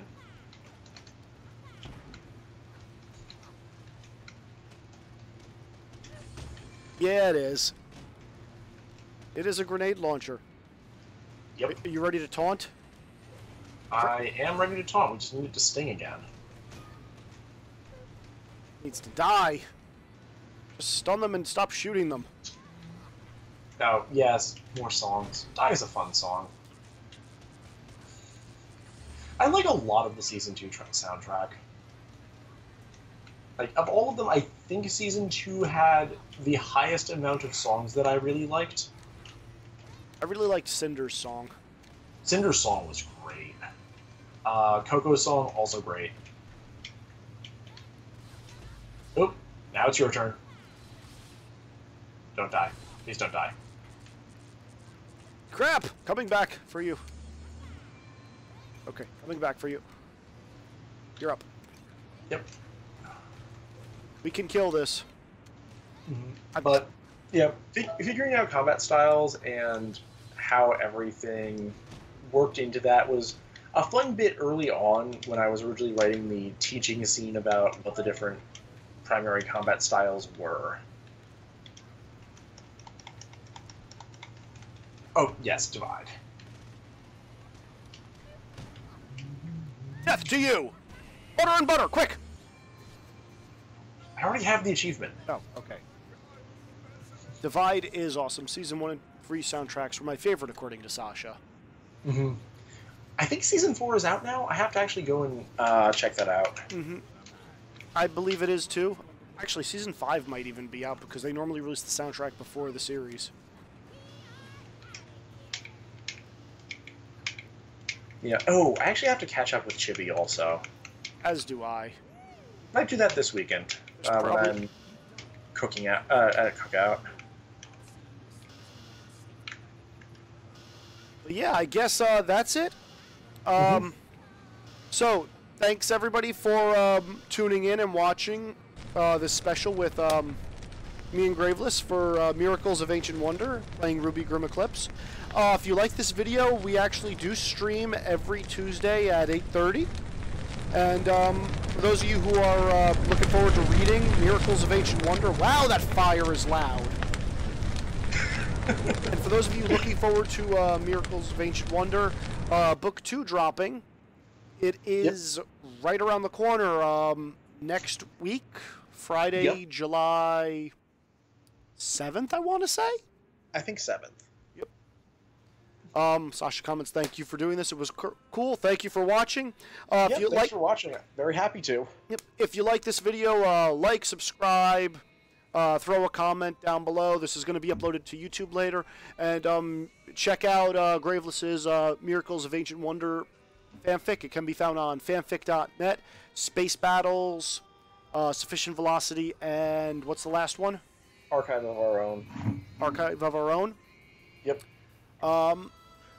And again, if you have any questions, I'm sure Graveless will probably be a little bit more forthcoming as more parts of Book 2 are released. I may have played some things too close to my chest during Book 1.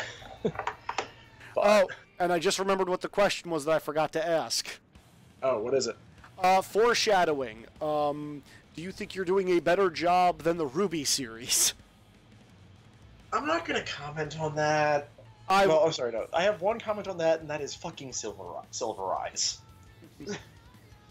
Yeah. We also did a stream of Ruby Grim Eclipse for quite a while, a couple of months ago now, where we comment on all the things we thought could have been done slightly better and where we think the story was going. I forget if it was before or after Book 4 dropped. You type way too loud, sir, as per usual. Yeah, I love my mechanical keyboard. Alright.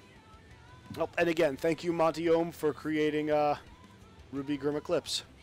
Yep. Well, creating Ruby. And thank you, Monty Ohm. Thank you, Rooster Teeth. Yep.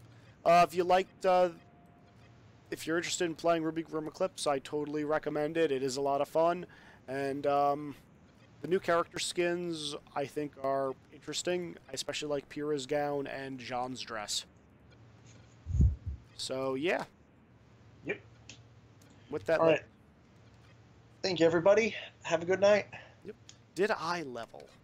I did not. I blame you, Graveless. I blame your dying. My dying caused me to not get 129 more Beowulfs. Oh, that's what you meant. Yeah. Yeah, that probably can't be faulted. There may be 20. Yeah. Craziness. Alright, well, thanks for watching, everyone, and see you next time. Yep, see you next time. Chapter drops next week. Bye-bye. Bye.